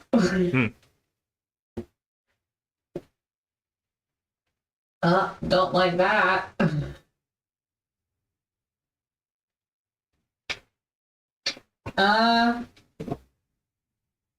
You see him This has been great, but let's go ahead and go to that community center we talked about so you can sit down and rest in the shade away from the house. You see him kind of just frustrated. Fine. Turn away the old man who's only cared about you and others. I'll simply go then. Good luck in whatever your next adventure is. I'm sure you'll find it. Starts to shuffle away.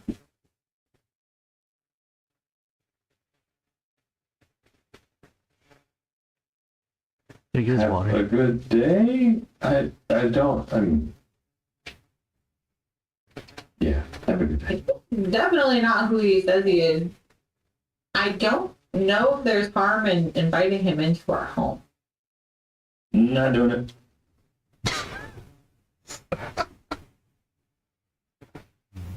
No. All right. This is my private domicile. That's my home. I don't know you.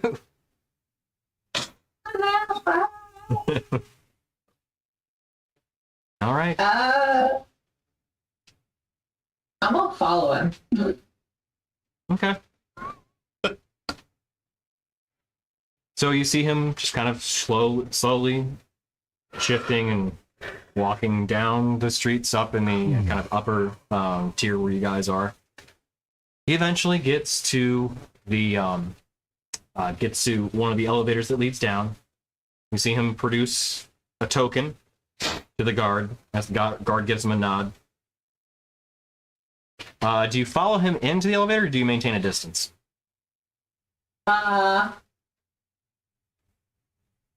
We can just fly down the elevator, like outside of it. Yeah. Yeah, I could.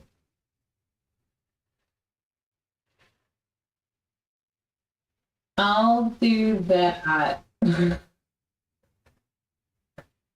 Okay. I'll fly out elevator, yeah. Okay. Are you trying to be stealthy about your approach in this now? That's the thing.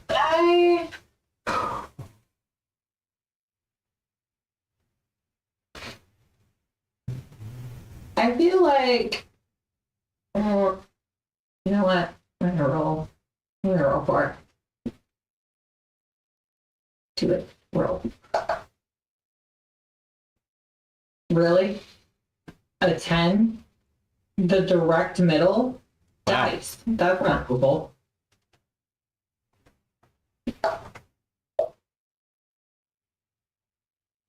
Okay. Yeah, I would have been on the side of caution. With a 15, I'll be stealthy. Okay. So as you're kind of creeping around or not creeping around, but keeping yourself out of line of sight from him, but trying to still maintain a kind of a beat on him.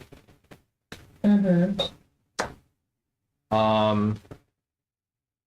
After a couple turns, you lose sight of him. Shit. For some reason, in my head, dumb ways to die is playing over and over again. I lose sight of him like in the streets down on the lower level. Yep. So he's not moving quickly, but there's eventually more foot traffic, and as there are people that are kind of he's moving through crowds and that kind of thing, you swear you have a beat on him within only a matter of less than 10 seconds. You seemingly have just lost all track of him. You start glancing around and looking around. Make a perception check for me.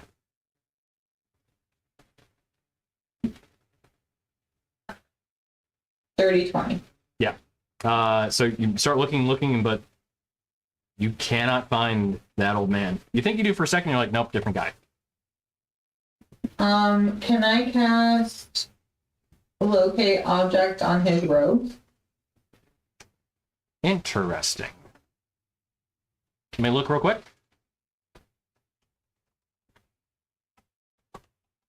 I think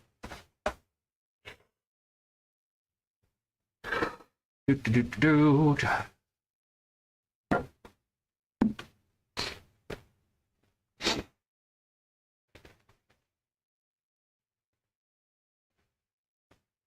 Yeah, you can try.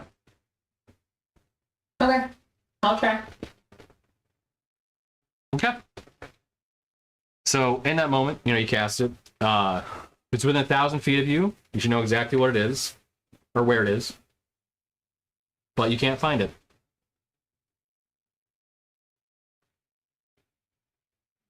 Hmm.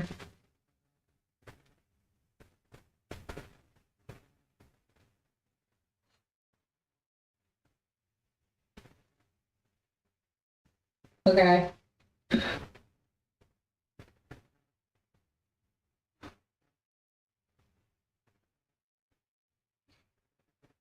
Hmm. I guess I'll head back to the house.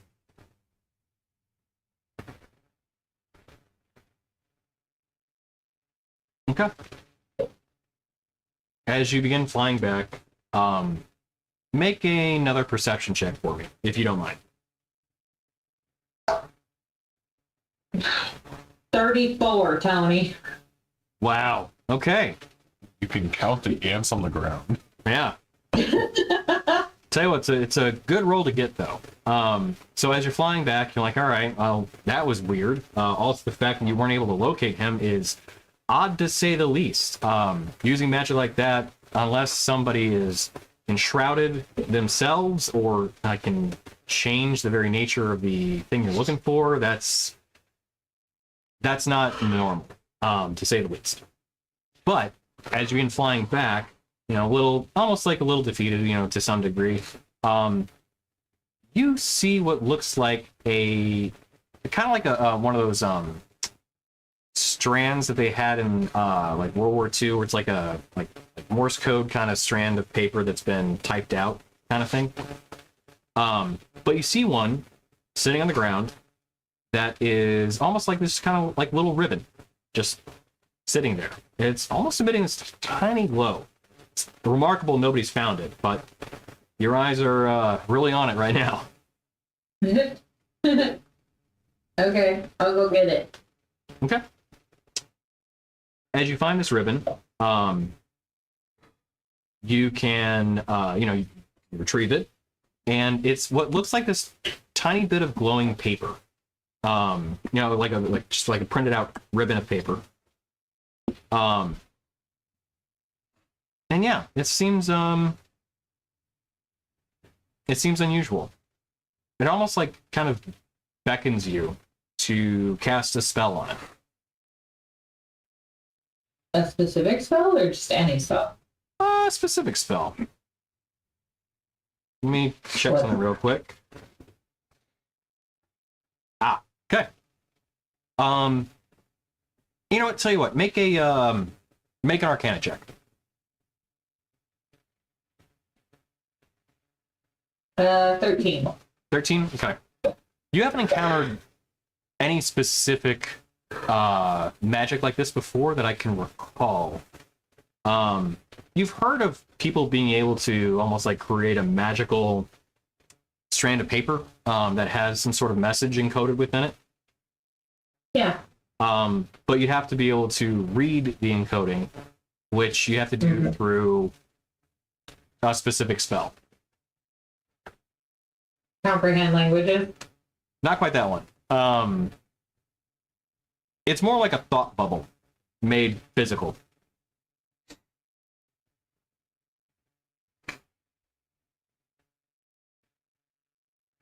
Huh? You would suspect that maybe casting Detect Thoughts would allow you to read it. Okay. Yeah, we'll try that again. Okay. You didn't hear it in the microphone, but I did hear a loud "oh" from up there. Oh, nice.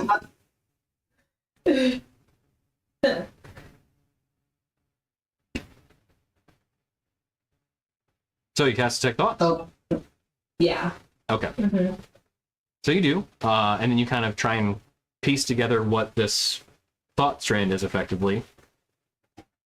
And you hear that same voice.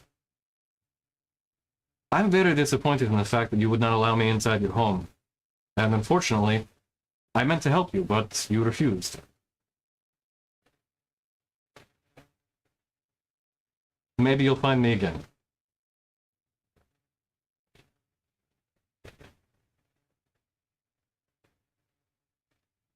That's it. Send thoughts back. Don't be so suspicious next time. Well, this is what Ren has. Vidir, you didn't hear it. Yeah, that's fine. I said what I said. I did what I did. I'll be like, well, maybe don't be so weird. You could just say that next time. Like, he does know that we have a lot of enemies out there that could be looking for any way of getting in. Come over the house acting all suspicious. The very first thought I had when you did this with the old man, I was like, this is not one of those tests where you have to prove you're a good person to get some reward. I know. I was thinking the same thing too. I was like, I want to let him in, but also like, I don't know enough about the world, and there are so many people that want to kill us right now. It wouldn't be the first time that someone who doesn't like us was disguised. This is also true. Yeah, that's also true. So. And Ishara is pregnant and nesting. She lives here too. Yeah, you're not wrong. You didn't ask for your excuses, okay? He didn't. He doesn't know any of this, actually. Yeah, I know. So we will cut to Bagheera. Okay. He's having just a wonderful, just relaxing time in the bathhouse. And you had to compensate them a little bit more for allowing the lightning bolt. Yeah. Into the domicile. Gordon and I have a private bath. Yeah. But, you know, you gave him a little bit extra to be like, hey, we're going to be a little dirty, but Yeah. you don't need to worry about us at all. Not in that regard. That's phrasing of this entire conversation. Not in that regard. Also, you had to give him a little bit extra so you can make sure that you brought your bracers in with you, because otherwise, if you and the lightning bolt are in a shared pool, yeah, this is bad. This is why I asked for a private bath. So Yeah, I had exactly. The hammer and stuff. Try the guests too. The gloves stay on. for him, right? Yeah. So, after you're in there just relaxing, you can see Gordon just kind of doing doggy paddle basically through the pool. Yeah. Quite happily, I might add, since he's like, oh man, he's like, he hasn't been able to do anything like this before. He would have rusted otherwise. You eventually see what looks like a so let me back up. So you're in there relaxing, just kind of the heat of the sauna and everything just filling the room with this hot steam. And you see, and they kind of have those sliding glass doors, allowing somebody in, and they've got that diffused glass. Okay.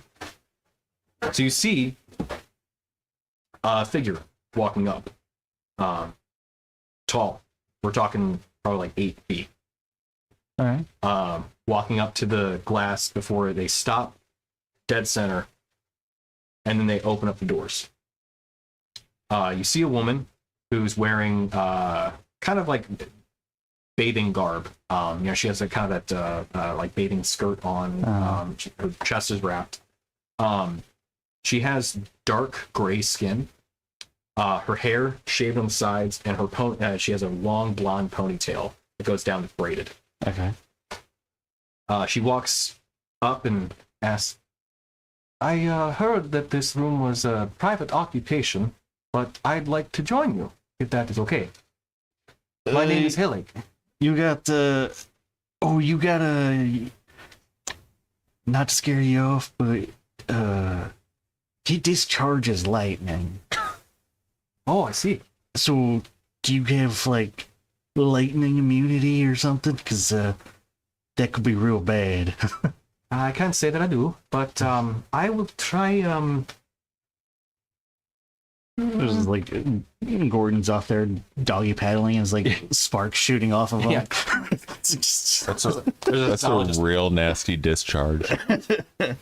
There's just a hum to the Some might room. say it's a burning. Yeah. Oh, God. again. That's Yeah, you can hear like the Jacob's ladder like sound going up. So she walks in. I will just appreciate the scene, and if that is okay with you, but I wouldn't be intruding on your relaxing time. Yeah, 3 is big enough. I don't care. That's fine. And I have my hammer with me too, so I got it. Yeah. Ah, very kind. She walks in, just kind of lays down on one of the long chairs and everything. She just puts her arms up. This is quite nice. That hum almost has a bit of a soothing-like effect to it. Yeah, it's nice, nice crackling and stuff. So, what was your name? You said Helga? Helig. Helig. Hmm. Where are you from? Oh, I'm from up north. Are you familiar with the Ozen Mountain Range?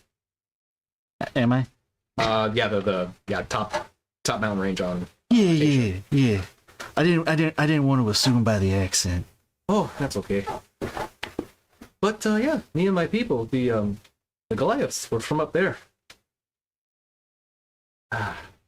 Like, just like little towns and stuff on the mountains, or Oh, of course. okay. There are many people of ours up there. Of course, you have to worry about the giants, but well, we have some peace between them. He just kind of looks at you. So, you and the bull there, good friends. Yeah. We've been through a lot. Oh. And I gotta ask though. Do you know who were you seeking us out? I have to be honest, I was. Okay. I've heard tale of the Moonstone Guard, and I didn't have great luck finding an audience with people before. You don't know that. Yeah. Oh yeah, it's what you tried speaking with someone else in the group? At one point in time, yes, but I was turned away. It was very rude of them.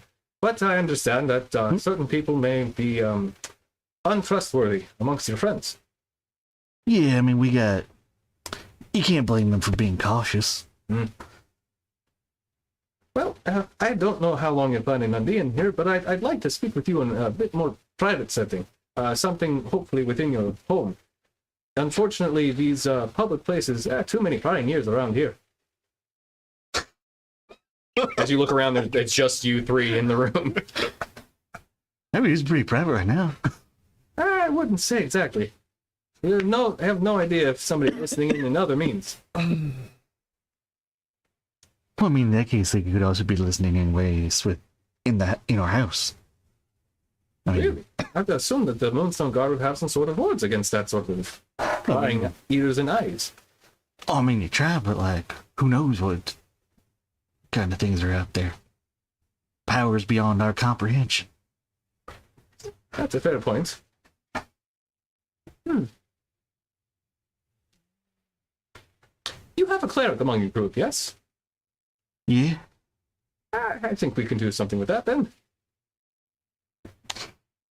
But I won't take any more of your time, but whenever you're ready, I'll just be waiting outside and we can head back. Okay. Yeah, okay. That's fine. But obviously we'll want to check with him, make sure that everything's cool, but I mean, sure. You can accompany me. You're too kind. Thank you. He gets up. Do I have a duck in a bag or something? You never know when you need one. Yeah. I mean, if you wanted to, like, I think you might be able to actually summon an animal messenger when you cast the spell. Okay. I like. I can also do skywriting. So just like, Well, yeah, sure. Istoria, bringing a friend. There you go.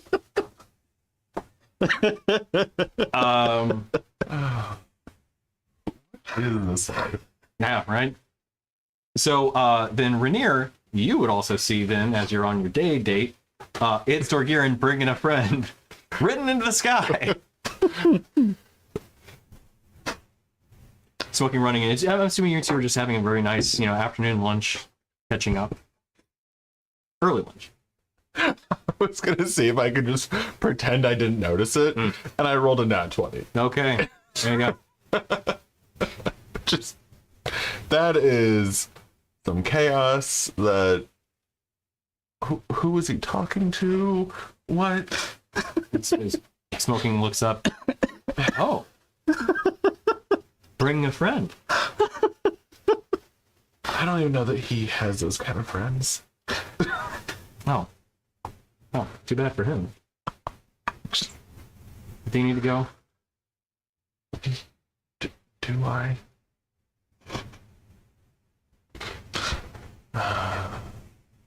So we get back to town, and he's magically found friends, and I'm assuming he was in a bar trying to get drunk. And he's bringing a friend back, but thinks it's important enough to tell us. I don't have message, so I can't just telepathically tell someone at the house. I don't know any of this. I'm just trying to figure out why you would find it important enough to write across the sky. Also, Animal Messenger says I have to see an animal, Oh, you do? so I don't think there would be one in the I doubt there would be one in the bathhouse. Yeah, absolutely not. Yeah. So. No, I would have no idea of any of this other than just you wrote in the sky. Like, I imagine there's the windows that you open up with the hooks and the kind of thing. That's what you did. Opened it up. Open and up. Yeah. Or I can just wait there for a bird. Yeah. Got him. are you just luring pigeons to their doom now? Just sees one, in his crosshairs kind of thing. Go tell him this. No, I like better at the idea. You're just fucking Batman signaling us that you're bringing a friend home, Yeah. and I'm just trying to figure out why I give a shit. Why is that important enough for you to tell us? To whom it may concern, my dearest Moonstone Guard colleagues, 'tis I, Dorgirin. Yeah, he really took some nice writing courses. He's really put a lot of effort into It's this. sky calligraphy. This can only be ridiculous. You want to come find out what nonsense they're up to now? Why not? Just, She comes with. yeah, I'm just head in hand the entire time, just trying to think of all the random reasons. So we'll say, for the sake of comedic timing, both you and Smoking Running and you and Helig both arrive at the same time at the house. And this is As you're both walking up, you're both approaching from different directions as you both see each other. and this person's a giant, right? Goliath. Half Yeah. Goliath. Yeah, so she's 8 feet tall. Yeah, so Grog, but with the blonde pony from Critical. That's right. You haven't watched it either. Yeah, I was It, thinking it would have been Cloud's character from Camping One. Yes. So 8 feet tall, muscular, gray skin, and then a blonde ponytail braided in that kind of Nordic style. Yeah. Okay. Super fun. So there's just someone else his size walking up. Yeah, pretty much. Why? That's how you know you can trust him. Is it? She's wearing these kind of hide leathers and stuff. She actually pretty close to what she's dressed to match almost. So, as my level up, I spend a lot of time around Vadir. Mhm. And I was really jealous of his little eyeballs. Okay. So, I now have Elder Sight Oh, cool. and can just cast a detect magic at will. Yeah, gotcha. Yeah. This is now a thing with all my characters. I just had to wait till level 19 to do it. Okay. So I'm just gonna flash my eye, what the fuck is that? And blink really hard at him. So as Helig, this new friend is walking up with Dorgirin. You see her, and she's the furs that she's wearing are glowing. Hard. Yeah, illusion Okay. magic. One thing you do note though is she doesn't have any weapons on her. Mm-hmm. I'm just gonna whisper to Smoking. The wannabe giantess is dripping in illusion, or her clothes are dripping in illusion magic. That's weird. Interesting. A new friend indeed. Do we want to use the term dripping? Sweet drip. Yeah, it's a drip, right? Yeah. Okay. Am I back to the house already? Oh, yeah. Yeah, you got there before she got to Dorgiran. Okay, perfect. Okay. Cool. Everything's fine. So, as Dorgiran and Heli's walking beside you, she looks, oh, the home of the Moonstone Guard, I see. And, oh, one's approaching with a friend himself. It's a special friend. Oh, a special friend. What? Yeah, you know how it is. How fun. I hate all of this. You guys eventually meet It's up. very in brand for Dorgiran, though. True. Chaos, embrace. Yeah. I don't go fuck. Do you know what a fuck is? Yeah. Yeah. So as you walk up, so you're there at the door, the four of you. Who the fuck are you? Oh, I am Helig. You are Rainier, yes? I'm going to give an incredibly quizzical look at you. She wanted to talk to the Moonstone Guard. Okay. Cool. Why was that important enough to write in the sky? Well, I just wanted to give everybody at the house a heads up because I don't got messaging.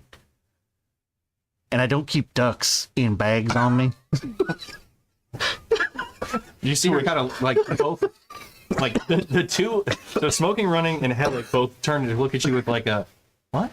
They're the optimal messengers. Well, hold on. No, but so to which I respond, there's enough pigeons running around. Not inside the bathhouse. I storm off. Just inside, just like grab Smoking Running, she just, I don't hear it. Just Oh, hey, how you doing? I do actually close the door behind us. Okay. Just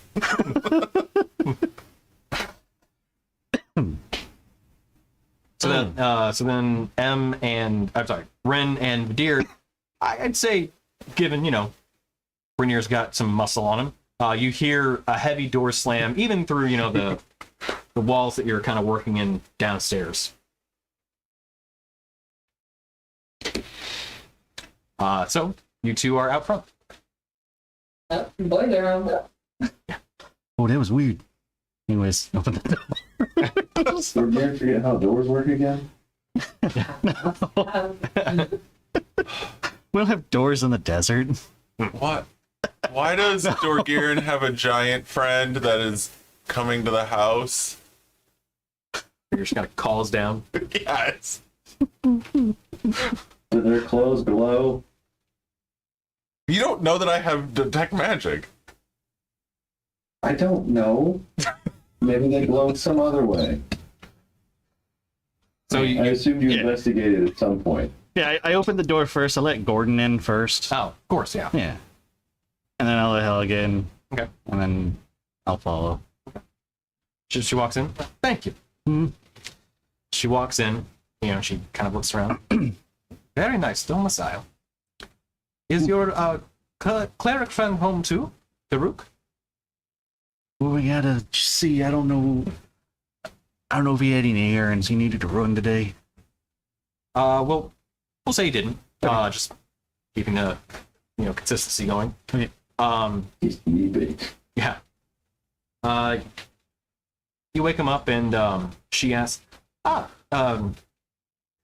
Daruk, a pleasure to meet you. Would you be able to cast the spell? Need to actually look it up now because I can't recall. It's like guards and wards, I think, or something. Might not be a cleric spell. All this, and we don't get the clear. I know. I know. Well, I mean, I know the guards and wards. Yeah. No, Bard and Wizard only. I know there's another spell that he can't do. Okay, so she'll ask him to cast Temple of Gods or something. Whatever. He stops detection. He casts a spell. I know clerics have the ability of casting. I forgot the name of it, but he casts a spell to prevent divination, scrying, all that stuff from happening within the domicile for I think 24 hours or so. Is how long it lasts. Unless you guys come up and stop him, I'll give you that. But Helig's inside. You see a Goliath woman as the other party members come up. You see a Goliath woman standing next to Dorgiran, kind of talking with Daruk, asking about how to stop the ability for spying effects to work with inside the house temporarily. I am gonna walk up to Badir and just kind of whisper to him. You think it's weird that the other cow, found a giant who's dripping in illusion? I'm just standing there, leaned against the wall, not saying anything. Actually, can I do a perception to see Badir's reaction to all of this? Like, Yeah. I did not notice anything. It's perception. It's not being hidden. It's very much a, well, this is happening. Okay, because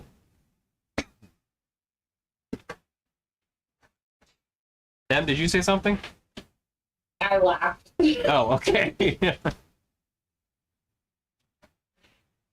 Ren is just gonna start slowly walking down the stairs, going, oh boy. And I'm gonna be like, the centaur, I'm gonna mentally link with Ashara, be like, is Shara, it's in the house now. It's in the house. Beautiful. That's just kind of okay. And so after the spell's cast, you see this Goliath woman crack her neck and just, oh, it is so good to finally get back to my normal form. As you see the hair seemingly just shift into the body, as you now see a hairless, kind of nondescript humanoid figure standing in front of you. They're wearing these more like teeth leathers, as you see the clothes also shift on their form. They have kind of similar to Voldemort, no nose. They have yellow eyes. You know what actually makes me think of the Spider-Man villain Chameleon also works for that too. Because just pale white skin. As you see him kind of stretch and, I do not like getting in the larger forms. Thank you for finally let me inside, Dorgiran. And to you, as he then looks to Rin and Badir. You had to be so difficult earlier, didn't you? Not allowing me inside your house and then allowing me to then instruct you to cast the spells that prevent divination magic from coming inside. How did you not have divination spells inside of your home? You're the Moonstone Guard, saviors of Tasha, possibly the world, and yet here we are. I am instructing you in how to make sure that your home cannot be spied upon by individuals with nefarious purposes against you. We Well, don't to live be here fair, often. we're not here. To be fair, we're not here very often. That's I fine. love that we all three said that in unison. Okay? Yeah, for sure. I understand. But when you are home, it is nice to just be able to relax and not have to worry about somebody potentially trying to find out what your deeds are. It's fine. We just have to have a way for them to, we're going to sell subscriptions. What? What? We're going to watch your house. I don't know. Big weird. Well, all of that now finally put behind us. Hello. My name is Andreni. It is a pleasure to make the Moonstone Guard acquaintance. I'm obviously well familiar with who all you are, and you're more familiar with who, as he then shifts down into a dwarven man, who I was. Speed or Trollop if you prefer, but I don't. He then stretches back out. I'm more comfortable in my natural state. Is the sword having any reaction to this person? He vehemently hates Shattered. No. Okay. I don't like that you had to think about that. I had to pause, yeah. Rin, were you gonna say something? Or whatever. Yeah. You could have made this so much easier and just reacted to the name Peter. I didn't say Trollop. Again, I don't know who is looking on you, and I do not wish to have that potentially go down in the wrong way. Overly cautious I may be, but I am cautious for a reason. You've made very powerful enemies and are nearly complete with their goals. I don't know exactly how much they're going to be looking into you in terms of trying to prevent you from preventing them from getting what they want. And when I tried to speak to you mind to mind and you didn't answer? You cannot overestimate their capabilities in terms of the ability to intercept different communications. All right. But you gave us a diamond that turned my friend into a nut job strength rage monster. You want to try that again? Came outside now. He got better. Yeah, that's what I said. That's exactly what I was thinking. You don't seem to be some sort of ravenous, uncontrollable were-tiger. Why are we talking about me? Because he's the guy that gave us the diamond that resurrected you. No, I said, why are we talking about me? All right. I don't care who he is.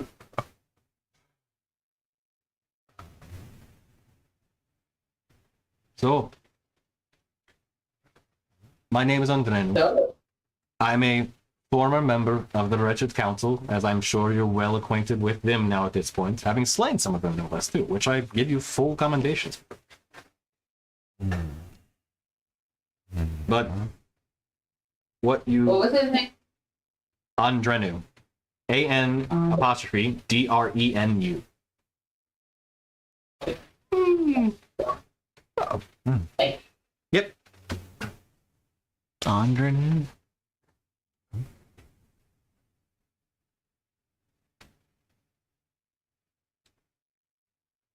The fight you have in front of yourselves with fighting the Cult of the Shattered is the most difficult thing you will have done.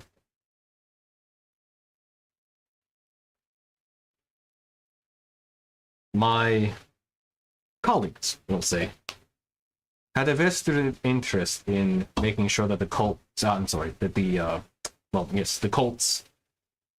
efforts were moved forward. But not all of them. I obviously do not agree with the fact that they wish to destroy the natural world by ripping the gods out of their chairs from the heavens and the depths below, and then killing them. And, in the process, creating a primordial god on Istoria. I don't exactly think that would be the best use of their powers, and thankfully some of the others do not think the same as well.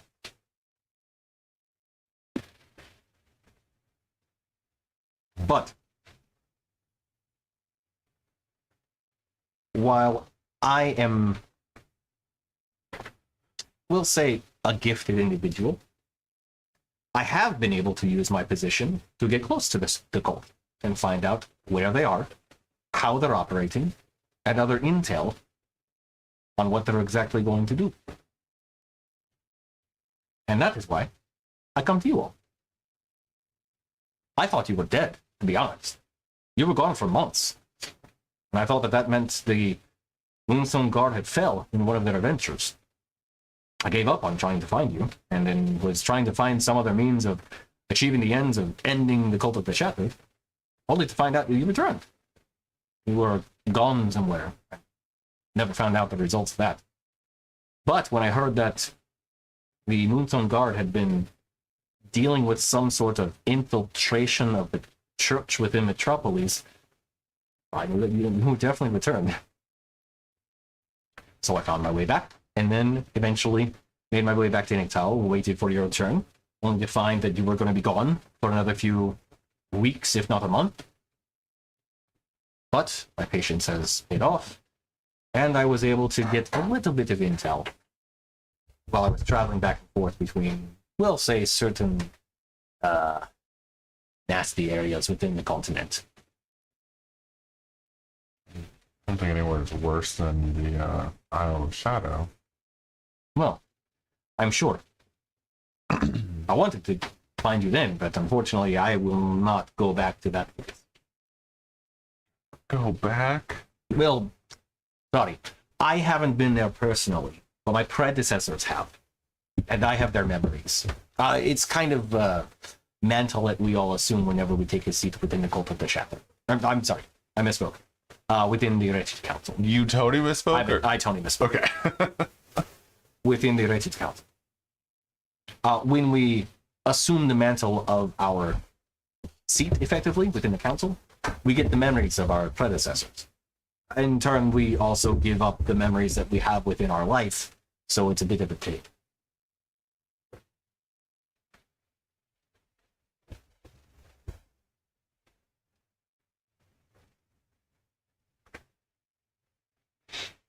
Visible confusion.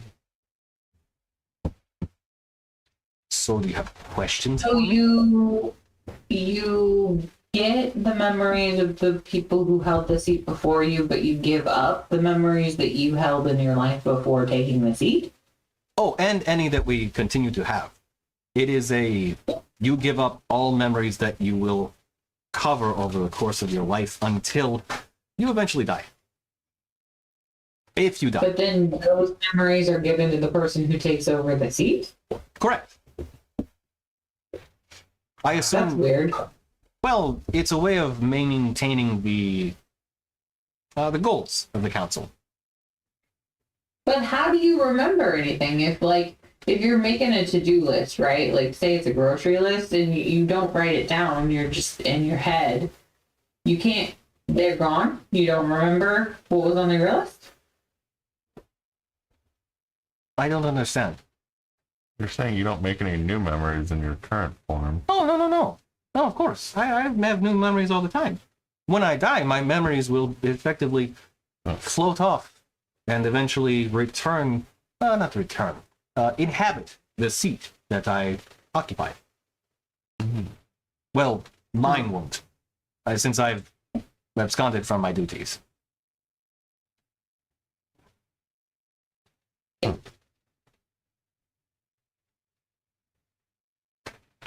Okay. In any case, so you have weird memories. Why are you seeking? Like, how can you help us?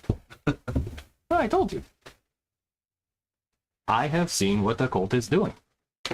Uh-huh. I can tell you where to go, what to look out for. Okay. And you are not doing so. Why? You haven't asked. I don't know. Where are they at? What are they doing? What's the best way to enter? Who should we kill first? Who should we not kill? Who should we look out for the most? I'm so glad you asked, dear. Thank you for asking the questions. So, they are on Irumawil Isle. It is a isle southeast of here, near the Kyre Sea, between the Kyre Sea and the Bora Ocean. There, Kaivera. We're going to the dragon place. Sorry.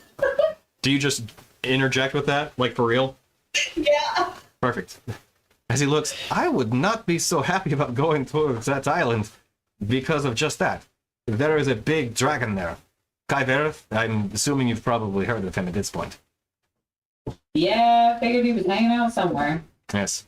Well, he is part of the cult's goals. Unfortunately, collecting the pieces of the Shattered to be able to reform the primordial god of Istoria, is only part of what they need. Collecting Devris, the shadow that I think I heard you guys may have fought. On the Isle of Eternal Shadow. Fought and ran away. Well, he's probably returned then. But Devris, Keldra, Anokri, Okrazar, and Tristarok. Those are the 5 pieces of the Shattered, but they're not enough to actually reconstitute its form. It will need a creature of immense power as its vessel. That is where Kybereth plays into this whole thing. Once they are able to harness and harvest the essences of those 5 individual pieces of the Shattered, they will infuse them into Kybereth, recreating Anratnak. And then, once that's done, Anratnak will lead the ritual in stealing the gods from their homes on the upper, lower planes, wherever they may be. Bring them here, shattering the divine barrier, and kill them.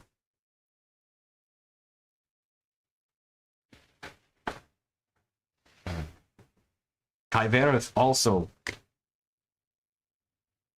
he's not just some sort of pawn within this. He is arguably the commander of the whole cult.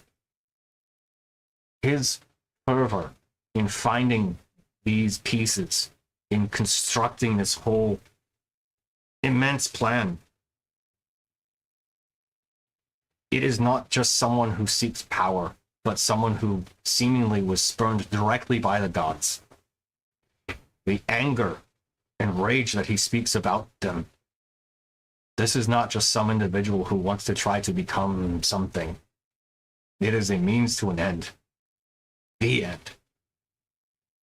Well, I mean, since he cut out the good parts out of himself, it kind of makes sense. Perhaps. I don't know if even restoring those pieces would be enough, but that is a thought.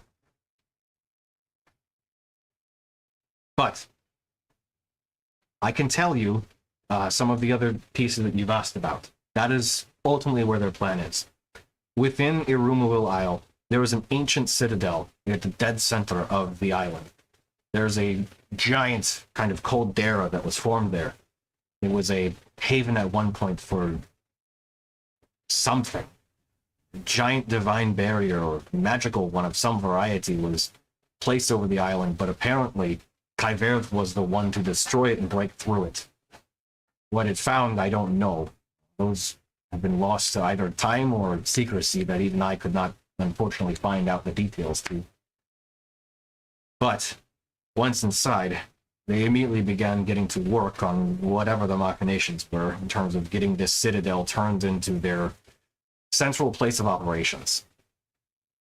That is, though, where they intend on performing this ritual of combining the essences and likely the following place of ripping the gods down back to Istoria. That citadel, though, is surrounded by a torrential river. It somehow is only around it, like a giant moat, but it just continuously churns and churns. I assume some sort of magical enchantment prevents someone from falling inside without being scooped into the undertow and then taken. But to the east of that encampment, you know what? Hang on. It might be better if I show you guys the map I made. So, fog of player, fog of war removed. And I will post this in chat for you guys too.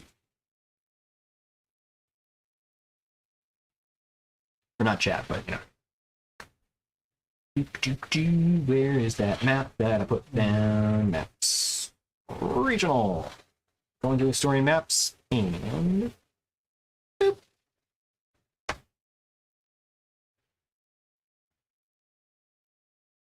Alrighty. So if I ping this thing right. Alright. So it's over here. And we'll go to the stream. So people can see that. Boop. There we go.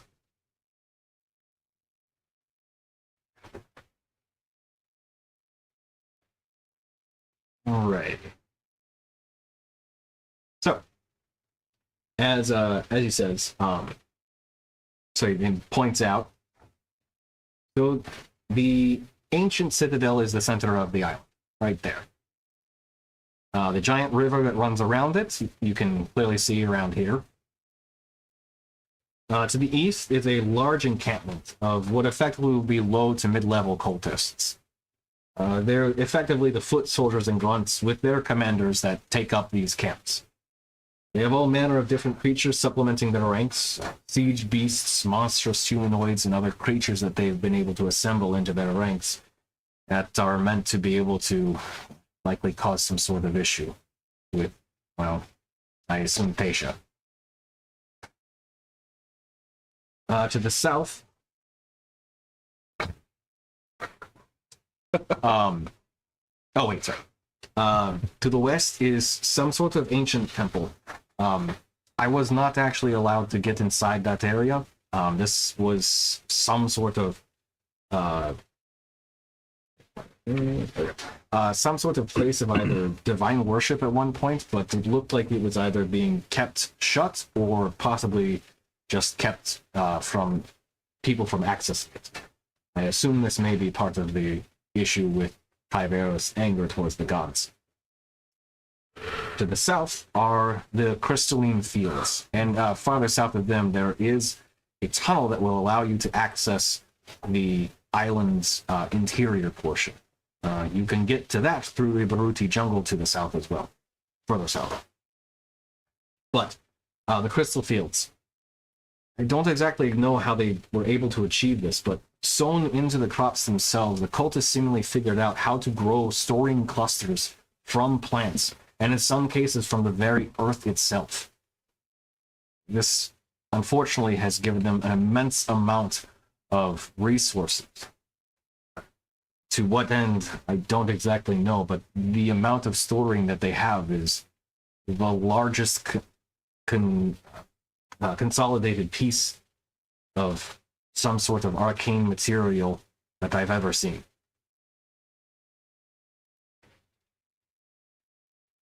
Finally, to the southwest, there is an imposing citadel with dozens of gated portcullises that line the outer walls. This is unfortunately another building that I was not able to get inside, but whatever it is, it seems that it is made primarily to store something, I think. Keep something inside and maybe release it. I unfortunately don't know.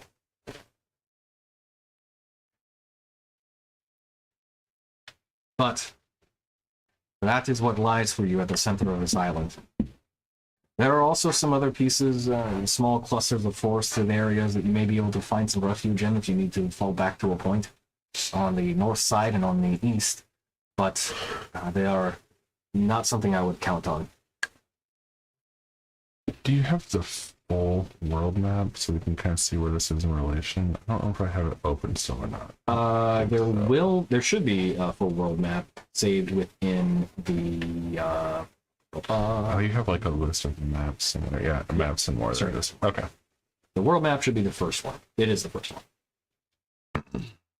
Although I may need to update that link. Check.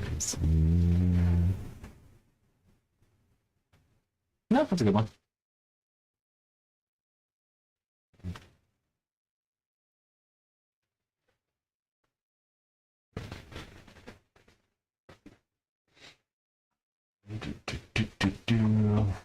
File error report.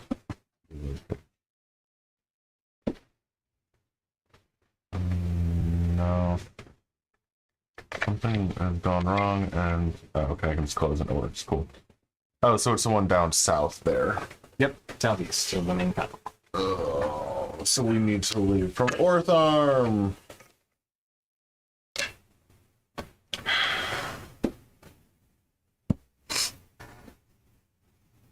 Okay. I mean, this is all great. Do we have like a time frame? In terms of what their plans are? Like, will we reach a point of no return? They are moving very quickly with their plans. Unfortunately, since they've had the time to assemble and retrieve all 5 pieces of the Shattered, they're very close to completing what they need to do.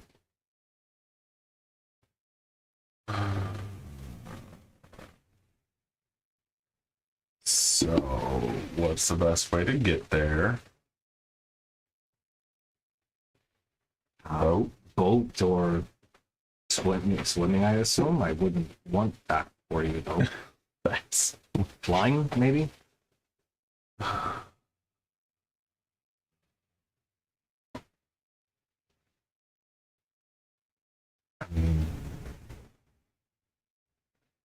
So we have to somehow get a boat and orc arm to take us to this island. What could go wrong, you guys? What could go wrong?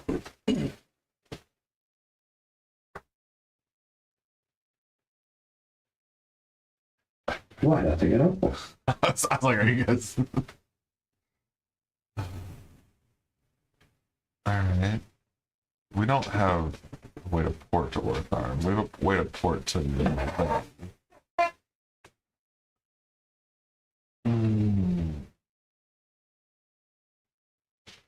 So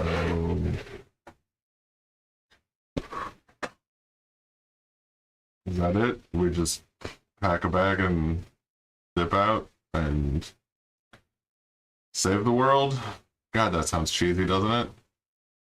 It does, but I think it's quite appropriate.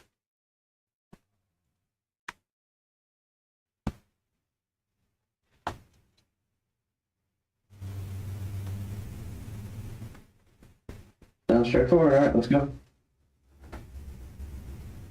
Alright, are we doing it now or are we doing it in the morning?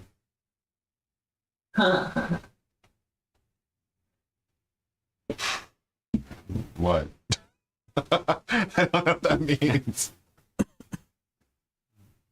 I think people probably would want a day to rest wait, up, do they spell already- slots back and all that. Yeah, okay, fine. What time of day is it? Midday. Oh boy. Night. Yeah.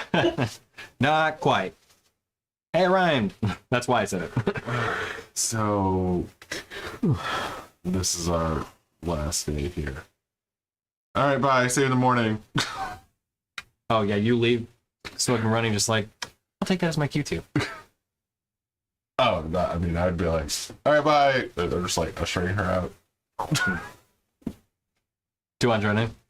Huh? 2 on Drenu, you're just like, spy him? Everyone. Or, No, just just, everyone. Okay.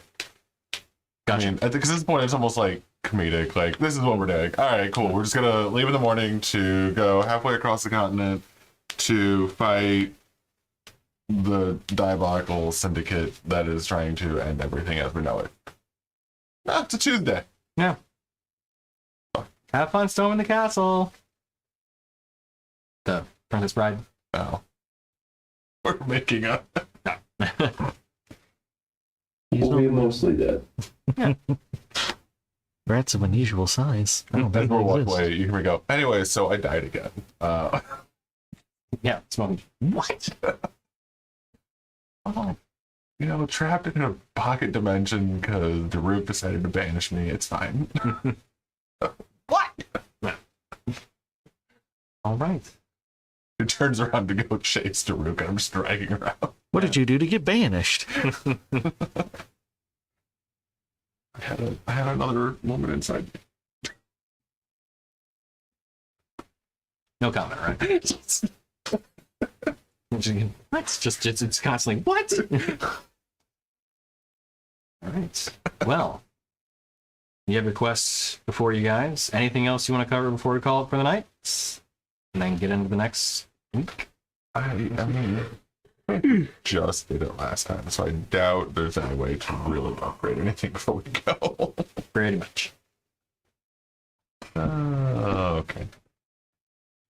All right. Well, we will call it there. As you know, the impending attack for yourselves on the Isle, the Rumuwil Isle against the Cult of the Shattered, and potentially their own pending attack on the world itself is at hand. So, we'll get into where you guys are going to go, how you're going to get there next week. Cool. All right. Well, thank you for everybody for tuning in and watching the show. We'll be back next week if all goes well and everything with the first leg or the first step in the last leg of our adventure. As far as we know. What could go wrong? Cool. Yeah. All right, nothing's gonna go wrong. This is all swimmingly. Yeah, Yeah, sure. We got a plan. We got a destination. Feel like I got a couple calls to make. Yeah. All right. Well, everyone have a good night, and those on the call as well. We'll go ahead and shut down the stream there, and we'll be back. Oh no, nothing's playing. That's not good. How long has that been going on? Oh well. But yeah, we'll be back next week. So, all right, everyone, have a good night. Take it easy. Bye. Good night.